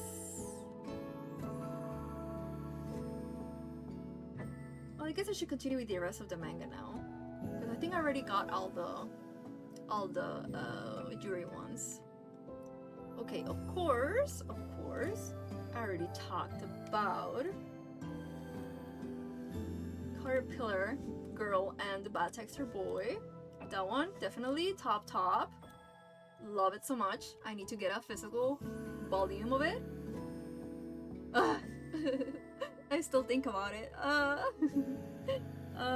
Ooh, this one. Oh my god. Okay. Since I'm not looking for specific ones now anymore, I'm just gonna go through like each what's it called? Each of this columns, files, file. But what am I saying? Yeah, the next one, BL Metamorphosis. I mentioned it on another wrap up. Where is it? No. This one. BL Metamorphosis is the one about the grandma who becomes a BL fan. That was so wholesome. I love it so much. I'm putting it at the top, definitely. Not row is horizontal, column is vertical. Ew. I am challenged, okay? I can't tell. I keep confusing what's vertical and what's horizontal. I'm sorry. Just like I confuse my right from my left sometimes. Oh, okay, this one. PTSD Radio, I think it's called. Where is it? This one? This one, I didn't like it. No, this one goes in the bye. Horizontal like the horizon. Oh, that's a better way to remember it. Thank you. This is why I am the designated smart guy TM in the room most of the time. Yes. Thank you so much for the help, Sim. Okay. Wait. Well, I guess this also kind of works as a jury. I completely forgot about it. It's more like a sapphic graphic novel, though. Where is it? Bingo Love. Oh, this one. Bingo Love.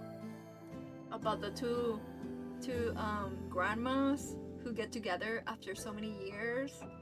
That one was also really love it. Yeah. I think I put it on the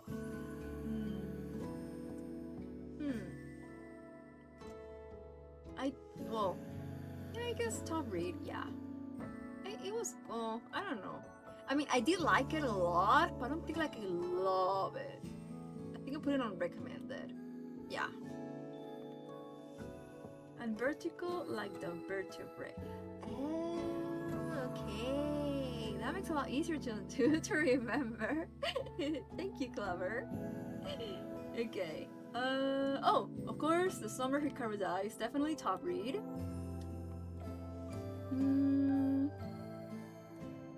Ooh, okay, Embrace Your Size. Embrace Your Size is this little one about body positivity. Where's the cover? Hopefully you can see it when I find it, of course. Oh, there's one. This one. Yours is super cute. I really liked it. I think I go for recommend. Yeah. Ooh, skip to Loafer, obviously. Top. My Love Mix-Up, top. I Want to Be a Wall, top. Well, I have a little tops actually, like at the very top. Oh my god, this one, oh my god. You all need to read this manga as well, Medalist. Oh my god, I'm so excited for the anime. It's coming out next year. It's about this little girl who becomes an ice skater, and her coach, who used to be an ice skater, but he could never like go to like a really huge level like he wanted to, and it's so cute. I love the relationship so much, and the art's, oh my god, breathtaking. I can't wait for the anime. I'm so excited. Where is it? Where? Oh, here. Top for sure. Super top. Okay. What's it called? This manga. Where is it? I talked about it in months before. A condition called Love. I think I haven't kept up with the new volumes that I'm missing.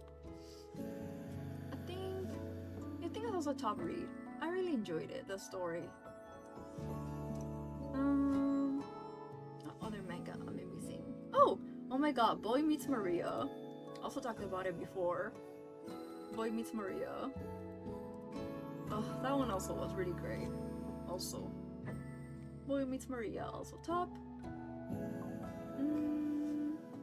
Oh, of course, the one I mentioned earlier, or Dreams of Dusk.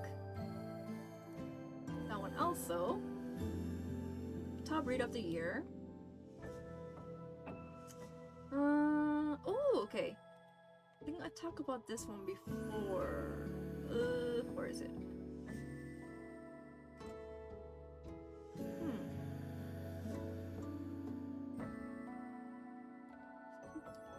I can't see it. Where is it? Where is it? Hello? Oh, this one. Okay. This one, Confessions of a Shy Baker, about a little shy, well, like the title says, about the shy baker and his partner.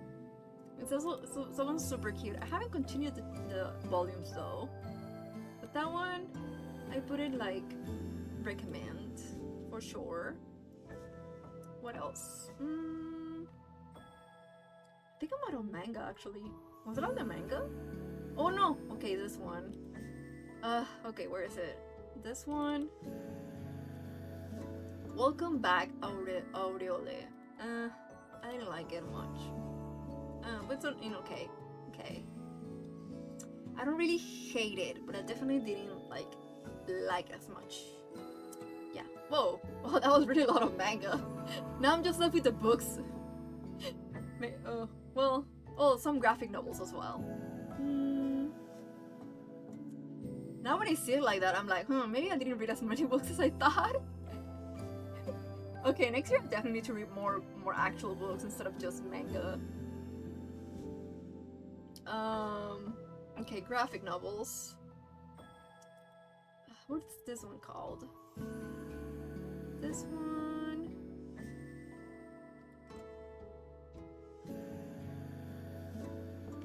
Oh, this one. Dancing at the pity party. That one was a memoir about the actors and her mom who died of cancer. That one was really great.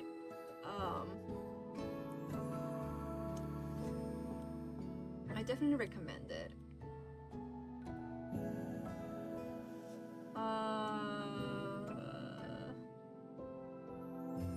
Let's see. Oh, okay, that one.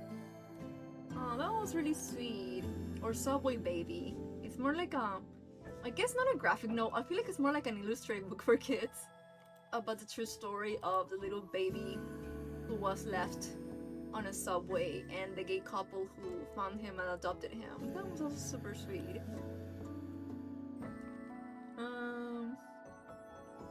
Well, as you can see, most of the stuff that I read is queer. Who will have thought?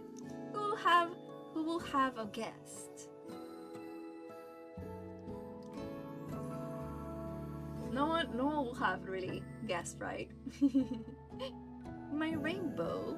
Oh yeah, this is also an illustrated book for kids about a trans girl and her relationship with her hair.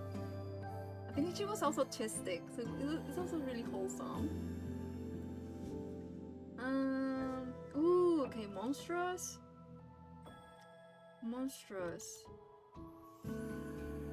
That's also a graphic novel memoir about the author's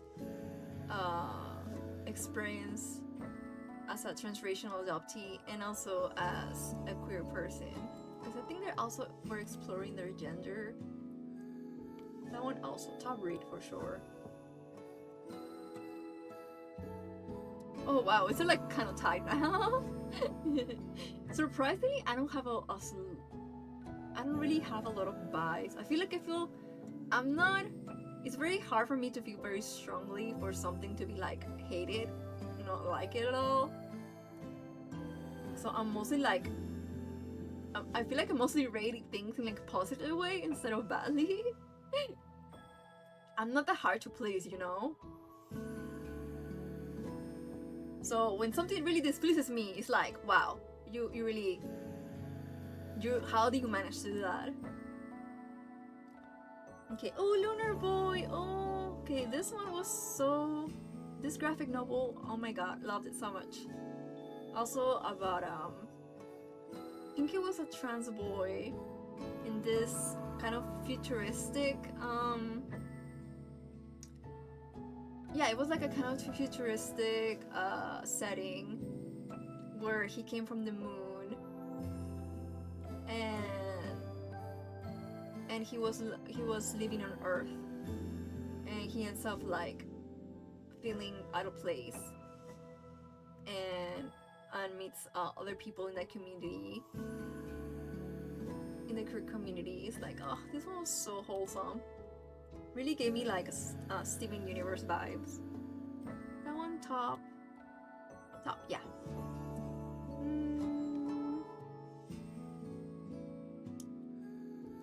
This one is, where is it?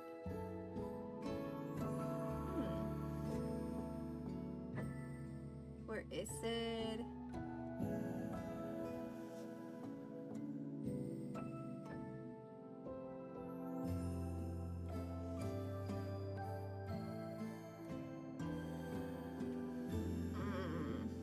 Oh, this one. This is a graphic novel, also about a girl. Cross my heart, never lie. If I remember correctly, I think it was about a girl who was a lesbian and her experience growing up. Yeah, that was really sweet as well. I liked it.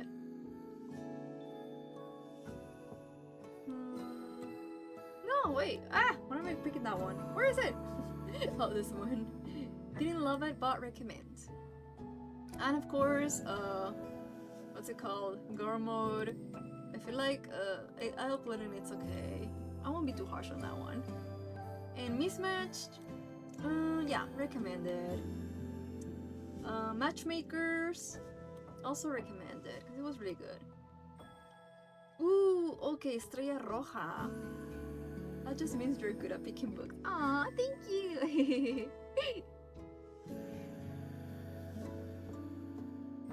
I always feel like maybe I'm not good because I'm not like really hard to please, but I'm glad you think so.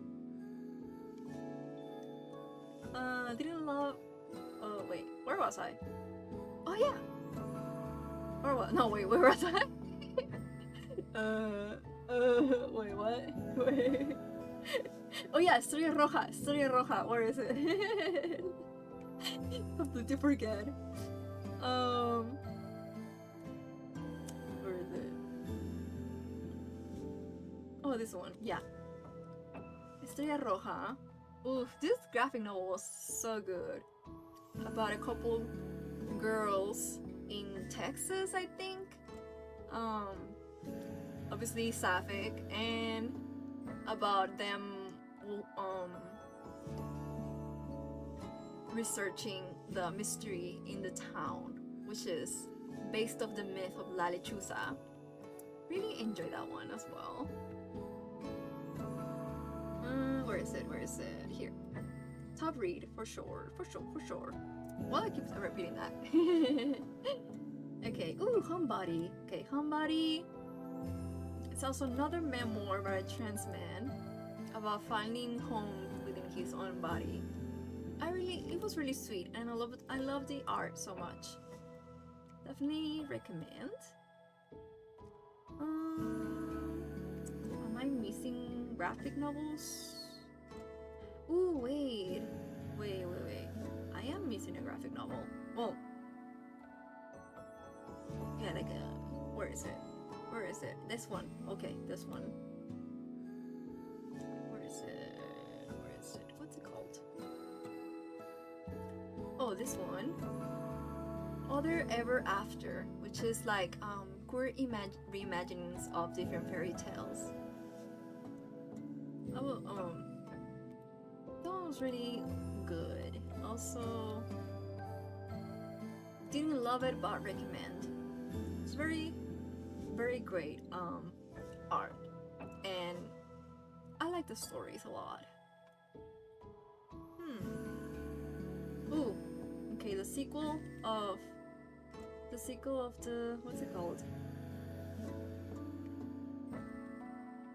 The sequel, Escape from San Hell, also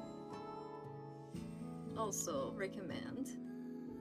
Did someone say remaining fairy tales? Yeah, reimagining of fairy tales.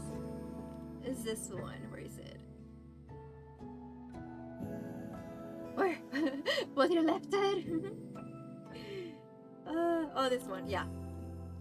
It's like retellings of fairy tales, but queer and with diverse characters. It's really good. I liked it a lot. Okay.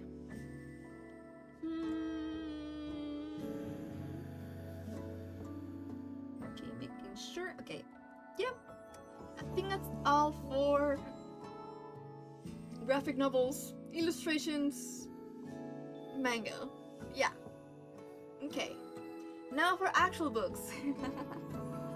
Wow. Now that I look at it, I'm like, oh, I thought I read a lot more books.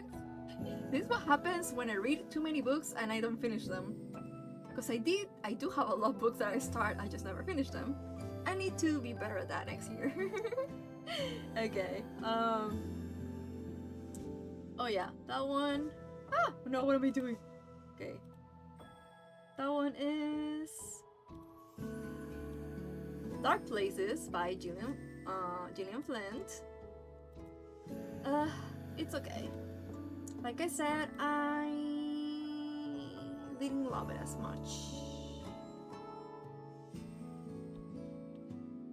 Maybe I do recommend it though.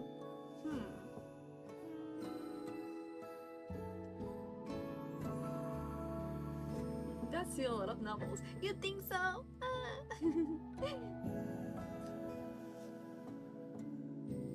I'm gonna try to read more. I need to also read more audiobooks. I'm a lot quicker at reading when it's with audiobooks, but it depends because I need to because of my ADHD, I can't just sit down and listen to an audiobook. I need to be doing something else. So when I don't have anything else to do, I can't pay attention. But then also it has to be something that doesn't require me to put too much attention to it either, because then I can pay attention to the audiobook and I don't know what's going on anymore. So it's like I need very specific conditions to listen to audiobooks. Okay. Bones and All. Oh, okay. Bones and All. That was also kind of a disappointment. Although doing it, I do like a little bit better than the movie because I didn't like some of the stuff they added in the movie. But well, I guess I do recommend it though. Yeah, I'm gonna put it on recommend.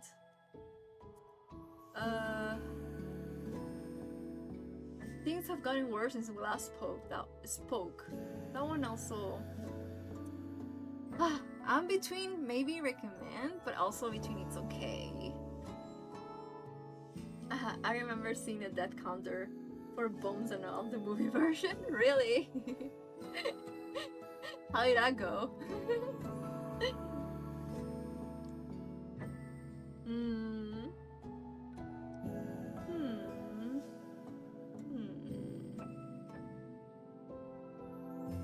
Didn't love it or recommend, maybe.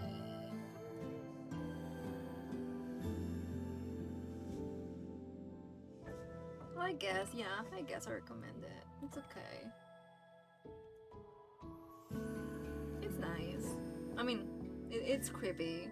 Even though I didn't, I do feel like I can recommend it. Yeah. Ooh, what's it called? Ander and Sandy were here. Yeah, I really like that one for sure.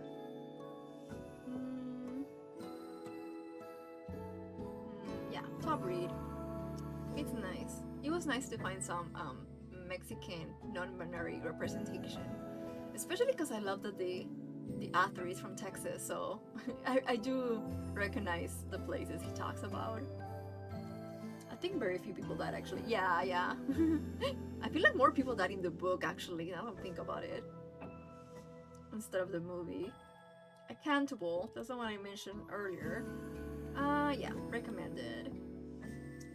Ooh, this one. Oh my god. Where is it? Where is it? Where is it?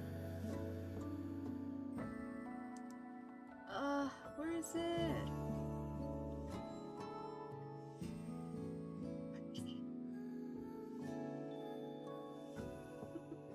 My eyesight. Why is my eyesight so bad? This is what happens when you're a really old angel. Your eyesight goes bad.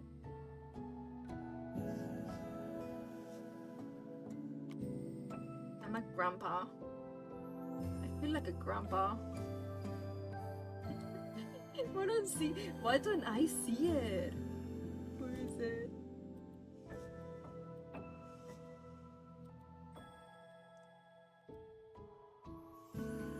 I did include it, right? Yeah, it should be here. Oh, here it is. Why can't I see it? Oh my god. The Borrow a Boyfriend Club. Oh my god. Love this one so much. Really felt like Orange High School Hospital, but with a actual trans boy. Even though in my mind, in my heart, Haruhi will always be my non-binary icon. But this one, I ended up loving it so much more than I was expecting.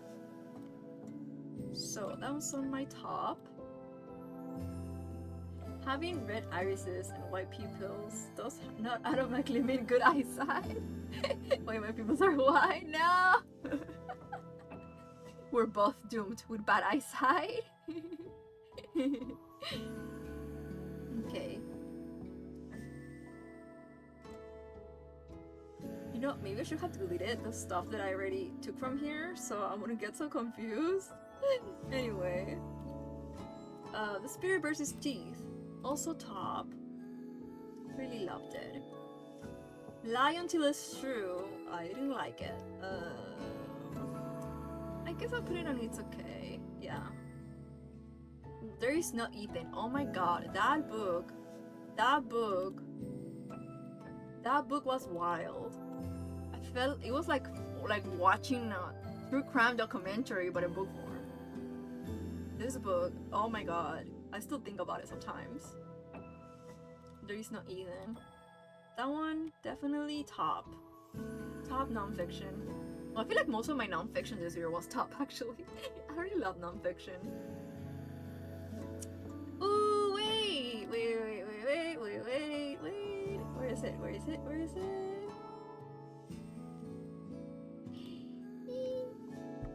Her Heart in My Hands by Perla Azul. That one. Super top for sure. Love it. I still think about it from time to time. Basically, the ones that I think about from time to time are the ones that I'm like, super top. I'm so honored. You're welcome. I've heard this Perla Azul somewhere before. Wonder where. Super famous, amazing writer.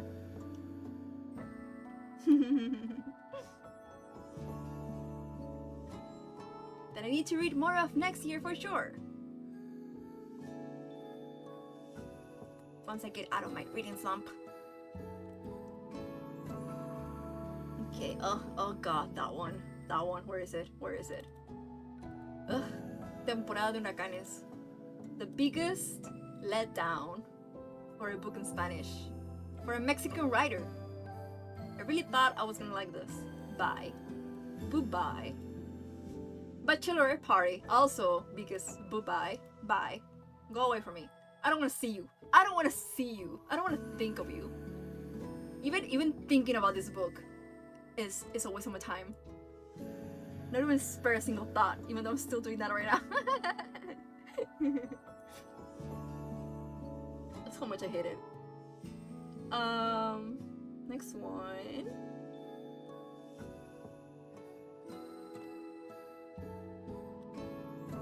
Gave the prey away. Yes. I really like that one. It was so good. Top reads. That was I love that book. Although they're gonna change the book cover, I think. Cause I'm pretty sure this one was self-published. I think the author now got it like traditionally published. But I honestly really love this cover. I hope they don't change it too much.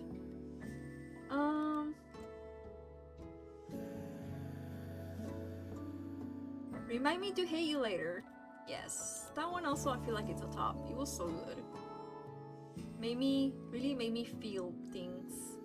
Even though I still didn't like some of it, but I still loved it, generally. But I don't know. I really like it, but I still think about the stuff that I didn't like, so I don't know. Maybe recommend actually. But let's move it down, yeah. I just really enjoyed some of the story. Let's excavate a heart. Where is it? That's another sapphic story. Sapphic book. I liked it. Yeah, it was fine. It was fine. Ooh. This one. Live your best life. Yeah, that one top for sure. Can I stop saying for sure? Why do I keep repeating the same phrases? I feel like a broken record. Love interest. Oh my god. This book also. Big buy. The worst book to start the year with, I swear. Supposedly enemies to lovers. Biggest letdown ever. This is why it's so hard for me to trust straight books. Straight romance books. I can never really trust them. It's just okay. I need to rant a little again. That book supposedly was enemies to lovers. There was no enemies at all. It was like a little tiny rivalry, and the guy didn't even feel that much of a rivalry towards her. Okay, thank you so much for the prayer. Helps me not to be too angry right now. Thinking about this book that made me angry. Praise for the stray romances. Yes. I always need them because that was a hit or miss for me. Yeah, I really disappointed. Really disappointed in that book. And I'm sad because also the main character, the male love interest, he had ADHD, so it was nice to see representation for that, but I just didn't like the story at all. Ooh, okay. Here's just a word. Non-fiction. Oh, that one. That book. Oh my god. Was so good. So sad, but so good. Very great book about the state of horribleness we have in Mexico. Oh yeah, such lovely skin. It's okay. Not recommended. I'm sorry. I can't recommend that one. Just didn't like it as much. I mean, y'all can still read it if you want, of course. You don't have to follow my criteria. It's just my point of view. Okay, Han. Oh yeah, that one was non-fiction about what's it called? MLMs. Not men loving men, but the other MLMs, the marketing level, whatever. What are they called? Marketing what? Multi-level marketing. Yeah, that one. Multi-level marketing. It was okay. Didn't really like it as much. I just 100%. Yay, thank you. Multi-level marketing. Yeah, that one. Man, love man. Now the other MLM. The not so good one. LOL, the not funny LOL. Yes. Oh, this one. Oh, okay, where is it? Where is it? Where is it? That cover. This is one of those super pretty covers. Gorgeous gruesome faces. This one was really good.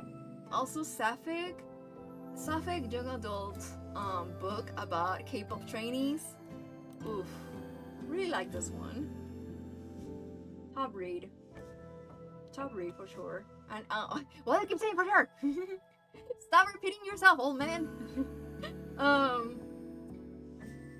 That one has a sequel apparently coming out, so I think that's the only thing that didn't make me like super love it, because I really thought it was gonna be like auto-conclusive.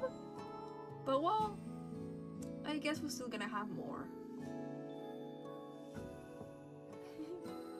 The less fun one.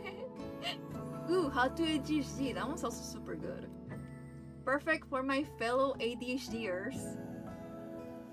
I probably need to reread it though. I listened to the audiobook, which is narrated by the author of the book. She's a really, if you know about ADHD VTubers, she's like the main one, famous one, How to ADHD VTuber. It's kind of funny though, also, because she's one of the only YouTube places where I could find like more information when I started suspecting a high ADHD before getting diagnosed. So I was really excited for that book. It's really good. But yeah, I definitely need to actually read it and like ebook version or something and write down everything, because I forgot. I already forgot everything about it. Where has the YouTube channel been? Oh, it's still. Wait, is it still going? I'm pretty sure the channel's still going, isn't it? I haven't checked it in ages though.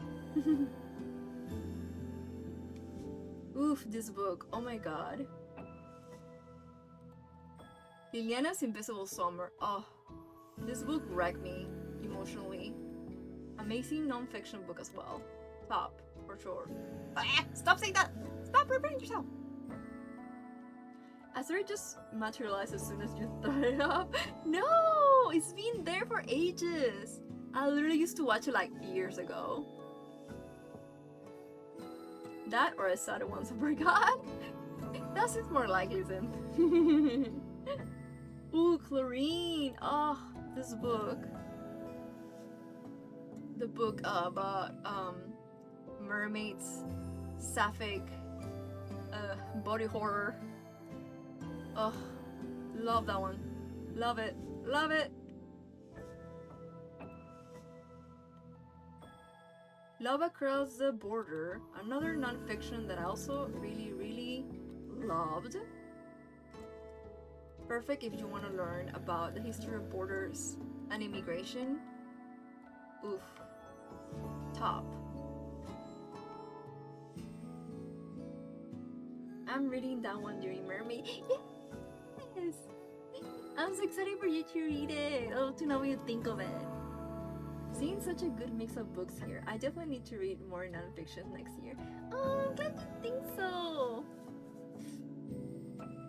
I hope you can check out some of these, because they're honestly so good. I do have a lot more non-fiction recommendations, honestly. I love non-fiction. So if you ever need anything, you can come to me. One of my friends, Penry, he's also a VTuber. He also reads a lot, and I recommending him a lot of non-fiction. He's also not really used to reading a lot of them. Although I don't know if he has read them yet, though.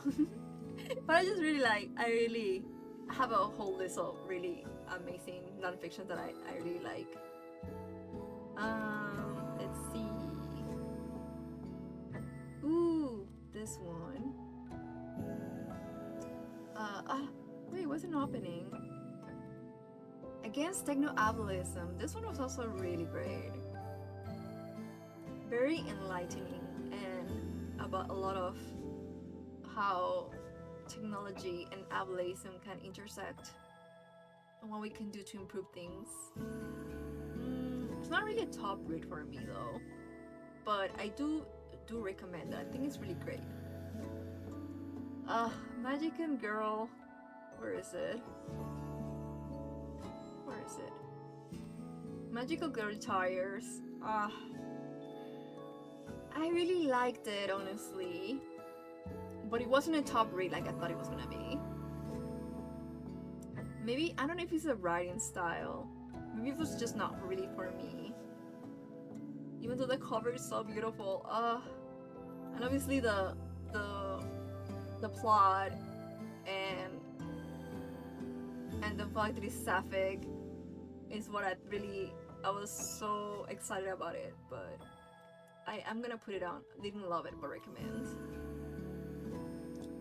Oh, the technical listen book that has such an eye-catching cover. Looking that up immediately. Yes, it's so good. I listened to the audiobook, so that's why I think it was a lot harder for me to what's it called?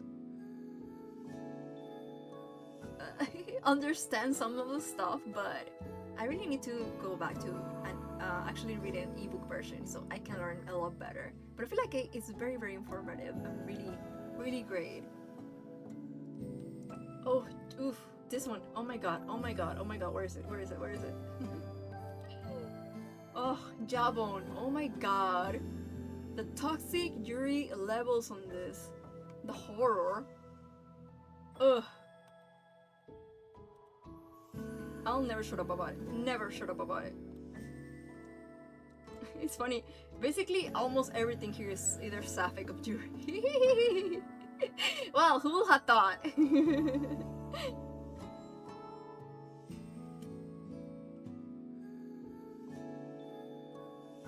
Also, I love this one so much. Basically, horror Yuri. I need more horror sapphic books, honestly. El Chico de la Piel de Cerdo. That one, also such a huge letdown. Not even scary. Not even a little bit scary. But the reason why I don't give it a buy is because there was one story that actually did resonated with me. So I'm gonna put it in It's Okay. But still, a big letdown. Anything sapphic, immediately add to TBR. Yes, you get me. Honestly, like, so much of this is sapphic now that I look at it, actually.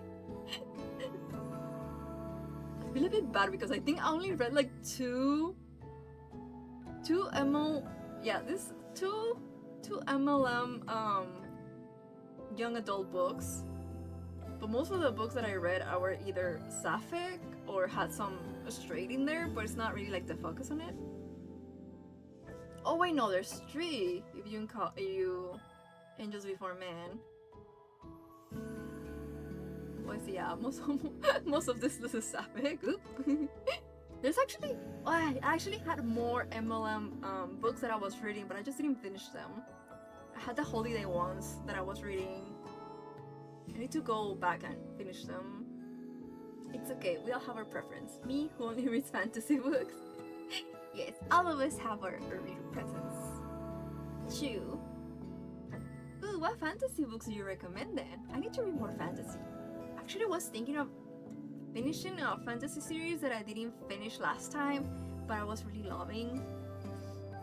But the books are so big, so I don't know. I'll see once I finish the other ones that I'm into right now. Oh, this one also sapphic. The Luis Ortega Survival Club. Very, very good. Also, very much recommend the other book by the same author. Oh, actually, this author has a new book with the MLM couple that came out recently, or it's coming out next year. I think it's coming out either coming out next year or was gonna coming out at the end of the year. And I really wanted to read. Let's check that one out. But yeah, this one was also really great. I really like it. This one was sapphic. Also huge disappointment though. And in the blank is not that yet. It's funny, all the ARCs advanced reader copies that I won this year, at least so far the ones that I actually read, were kind of disappointing. This one also, I don't know. It's okay or it's a bye.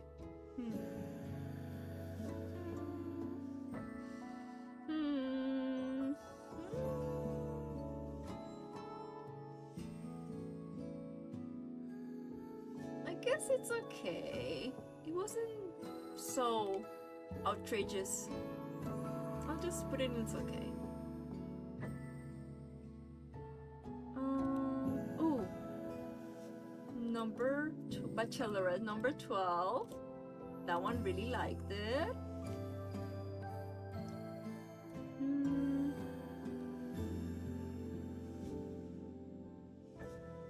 Where is it? Happy to be here. It's about a trans girl. Also kind of didn't love it, but I do recommend it. It was just not really what I was.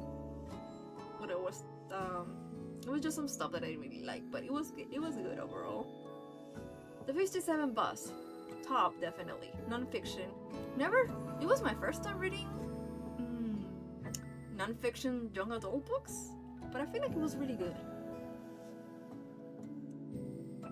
The Hobbit, Percy Jackson, Harry Potter, Dresden Files.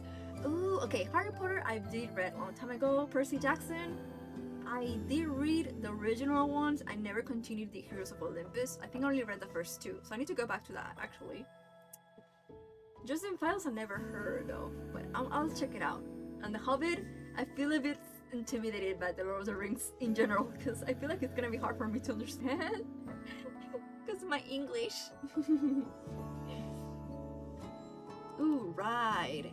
Okay, Ride is a horror thriller that a friend recommended me actually. Hide. What is it? Ride. Hide.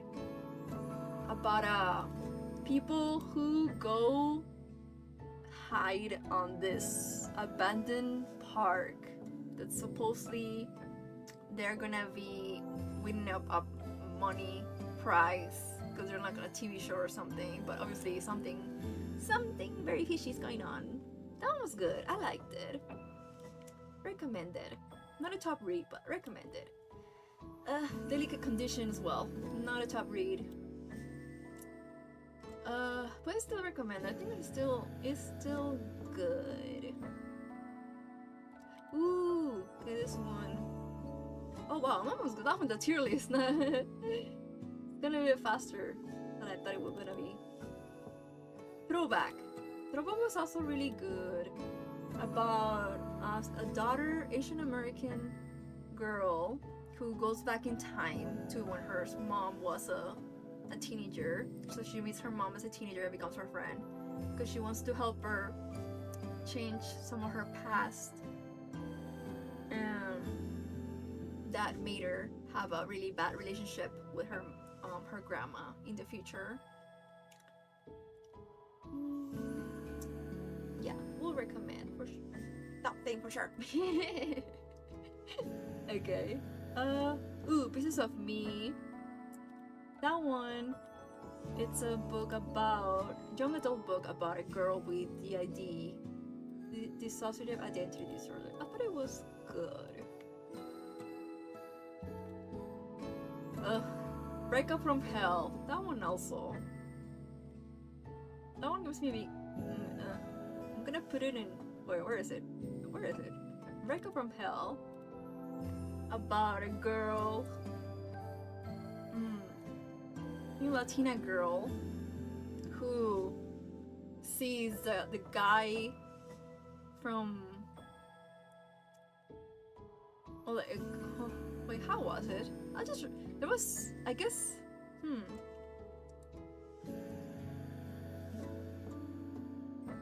like this kind of demon guy appears, and if I remember correctly, I think he was kind of like the guy from the book that she likes or something like that. I don't know. I just remember I didn't like it. Bye.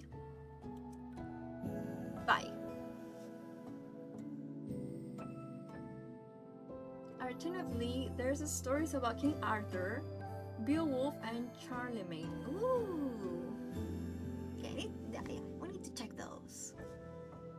For real, for real. Oh my god, Angels Before Men. My beautiful doomed yaoi gay angels that broke my heart, stomp on it, spit on it, make me cry, tears of blood over my Bible yaoi fanfiction about Lucifer's fall. Beautiful, heart-wrenching, top, all the way to the top, of course. Ah, you got me, Perla. You got me. Oh my gosh. Okay, now that you've done placing them, I really gotta go. It's super late. Bye. Oh my gosh, I'm so sorry it's so late. Thank you so much for sticking so long to 10. I hope you sleep well. Bye. Instead of book club, it's group therapy. Literally.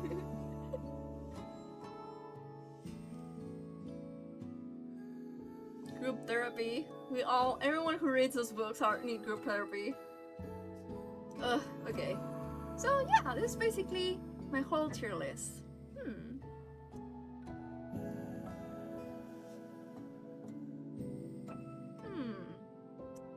Oh, and at least I feel like it was actually a very good reading year because I don't have as many that I really hated or kind of didn't like as much, but most I did like and enjoyed. So I think it was good. Yeah. Okay. I want to read at some point, but that will also involve rehashing the pain. I know. Ugh. I wanted to read the original version because I read the edited version, the extended I guess version, the one with this cover. I never finished reading the original one, the first one. So I kind of want to read it also so I can see the differences. But yeah, this is not looking forward to the pain. I managed to bake bread during this stream. Really? What did you make? Okay, hold on. Let me go back to the other screens. We're already finished here.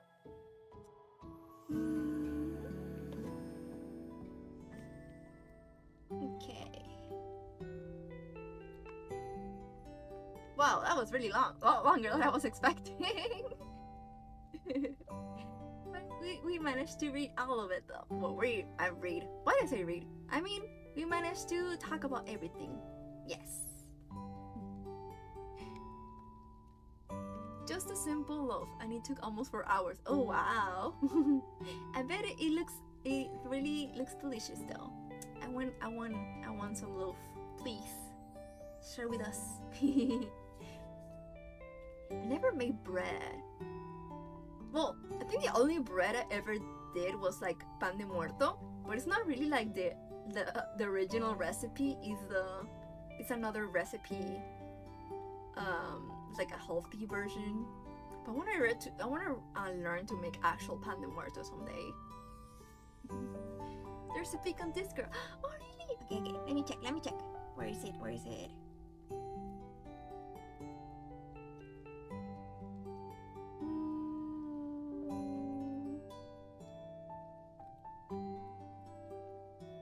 Chit chat.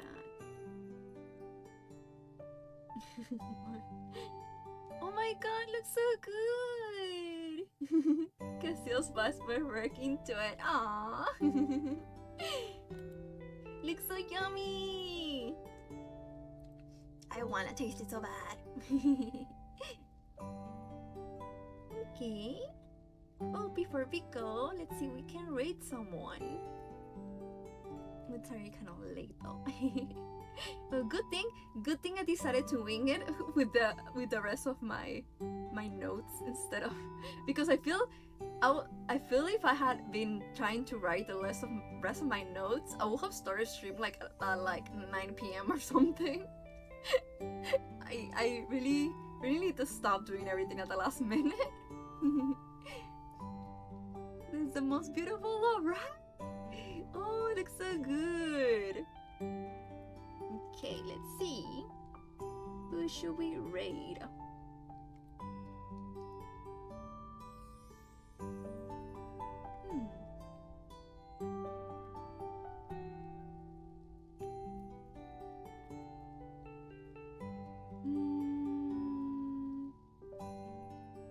Holiday stream.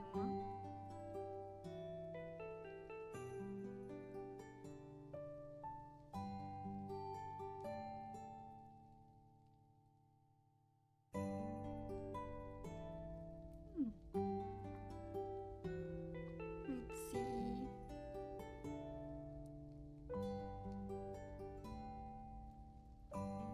Similar.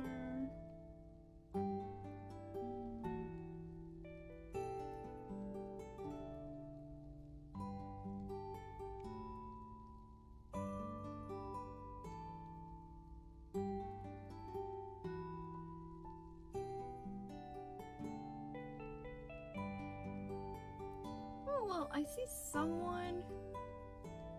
I don't know what they're doing, but the title says something about being gay, so that's perfect.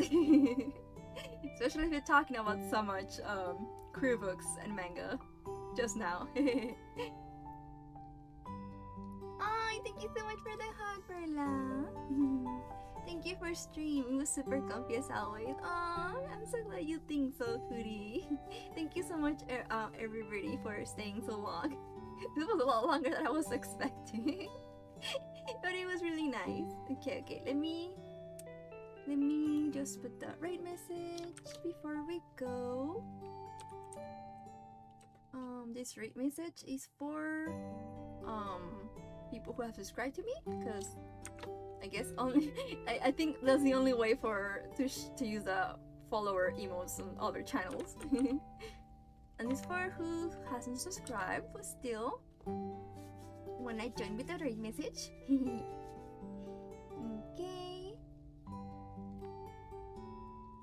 Okay, well, so basically this is my last stream of the year, but I'm definitely streaming this week. Probably on Wednesday. I still haven't decided on my schedule, but I'll let you all know later, either on both Twitter and Discord once I decide. But once again, thank you so much everybody for keeping me company, and also of course thank you all for being with me throughout all this year. I am so happy to have you all. Have met you all and have you all support me throughout this year with me. I'm getting a bit emotional now before we go, but I'm just really grateful to have met so many amazing pollitos, and it's such a blast always spending time with you all. And I hope next year, thank you for the head pat. Also, I hope next year we can have a lot more memories together as well. So wishing you all a very happy New Year's, okay? I'm so happy I found you. Oh, thank you. Me too. My Yoshi. Oh, Perla, you're gonna make me cry.